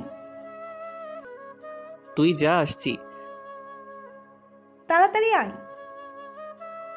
তারপর আমি আর তানিশা আব্বুর কাছে গেলাম। আব্বু কিছু বলবে? তোমাদের সাথে কিছু কথা ছিল। কি বাবা? আসলে তোমাদের বিয়ে করার পর অনেক সমস্যা গেছে আমাদের পরিবারের উপর। দোকানটাও শেষ হয়ে যায়, হাতে টাকাও ছিল না। এখন সব ঠিক আছে, তাই তোমরা কিছুদিন ঘুরে আসো। এই নাও টিকিট। কক্সবাজারে আমার সব ব্যবস্থা করা আছে। আচ্ছা আব্বু, আমি তো মহা খুশি। পরের দিন আমরা কক্সবাজারের উদ্দেশ্যে রওনা দেই। ওখানে পৌঁছাতে অনেক সময় লাগে, তাই আমরা সোজা হোটেলে চলে যাই। তারপর ফ্রেশ হয়ে খাবার খেয়ে রেস্ট নেই, কারণ অনেকটা পথ জার্নি করে এসেছি। পরের দিন ঘুম থেকে উঠে আমি ফ্রেশ হওয়ার জন্য ওয়াশরুমে যাই। গিয়ে দেখি তানিশা গোসল করছে। আমাকে দেখে চিৎকার করে ওঠে। আসার সময় নক করবি তো? আমি কিভাবে জানবো তুমি ভিতরে? আর দরজা নক করো নাই কেন? তুই ঘুমিয়েছিলি তাই নক করি নাই। ও, বের হ এখন। কেন? আমি থাকলে প্রবলেম কি? যেতে বলছি যা। না, আমি বাথরুমের দরজাটা নক করে ওর দিকে এগিয়ে যাই। তানিশা ভয় পিছনে যেতে থাকে। আমি তানিশার অ্যাক্টিভারের কাছে যেতেও ও চোখ বন্ধ করে নেয়। তারপর আমি চলে আসি। তানিশা হাত ছেড়ে বাঁচলো। এখনো কি আমার উপর অভিমান করে আছো? প্লিজ আমার দূরে দূরে রেখো না, অনেক কষ্ট হচ্ছে আমার। আমি গিয়ে ওর হাত ধরি। প্লিজ তানিশা কিছু না বলে আমাকে জড়িয়ে ধরে। কখনো ছেড়ে যাবে না তো? জীবন থাকতেও না। কখনো যাবে না তো? বাঁচতে হলে একসাথে বাঁচবো, মরতে হলে একসাথে মরবো। প্রমিস? প্রমিস।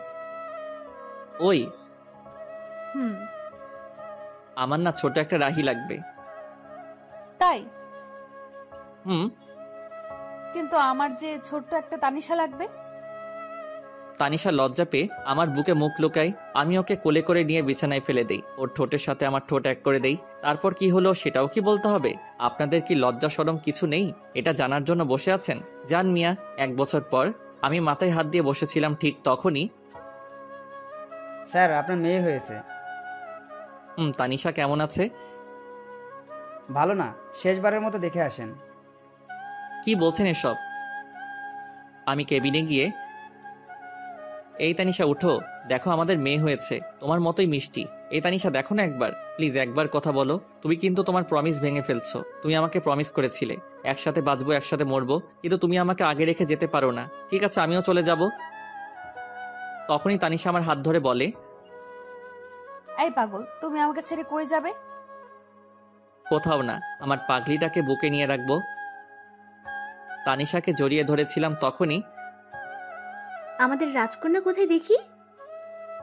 তানিশা আমাকে ছেড়ে দিয়ে, এখানে আছে আম্মু। সবাই দেখে সরো, আমি বাবুটাকে দেখব। চুটকি বাবুকে দেখে বলতে থাকে, আমি একটু কোলে নেই। তারপর বাবুটাকে কোলে নিয়ে বলে, আপু, বাবুটা একদম দেখতে তোমার মতো কিউট হয়েছে। ওকে আমার কাছে দে, ও আমার মেয়ে। তোর মেয়ে? আমি কি খেয়ে ফেলছি নাকি? এই কথা শুনে সবাই হেসে উঠল। তারপর আমার মিষ্টি মেয়েকে নিয়ে সবাই আনন্দ করলো। সন্ধ্যার সময়, আম্মু আব্বু তোমরা বাসায় চলে যাও, আমি তানিশার কাছে আছি। ঠিক আছে, আমরা এখন আসি, কিছুক্ষণ পরে খাবার নিয়ে আসবো। আচ্ছা। তখন তানিশা বলল, রাহি, এদিকে এসো। বলুন মহারানী। এখানে এসে বসো। তাহলে তোমার মিষ্টিটা দাও।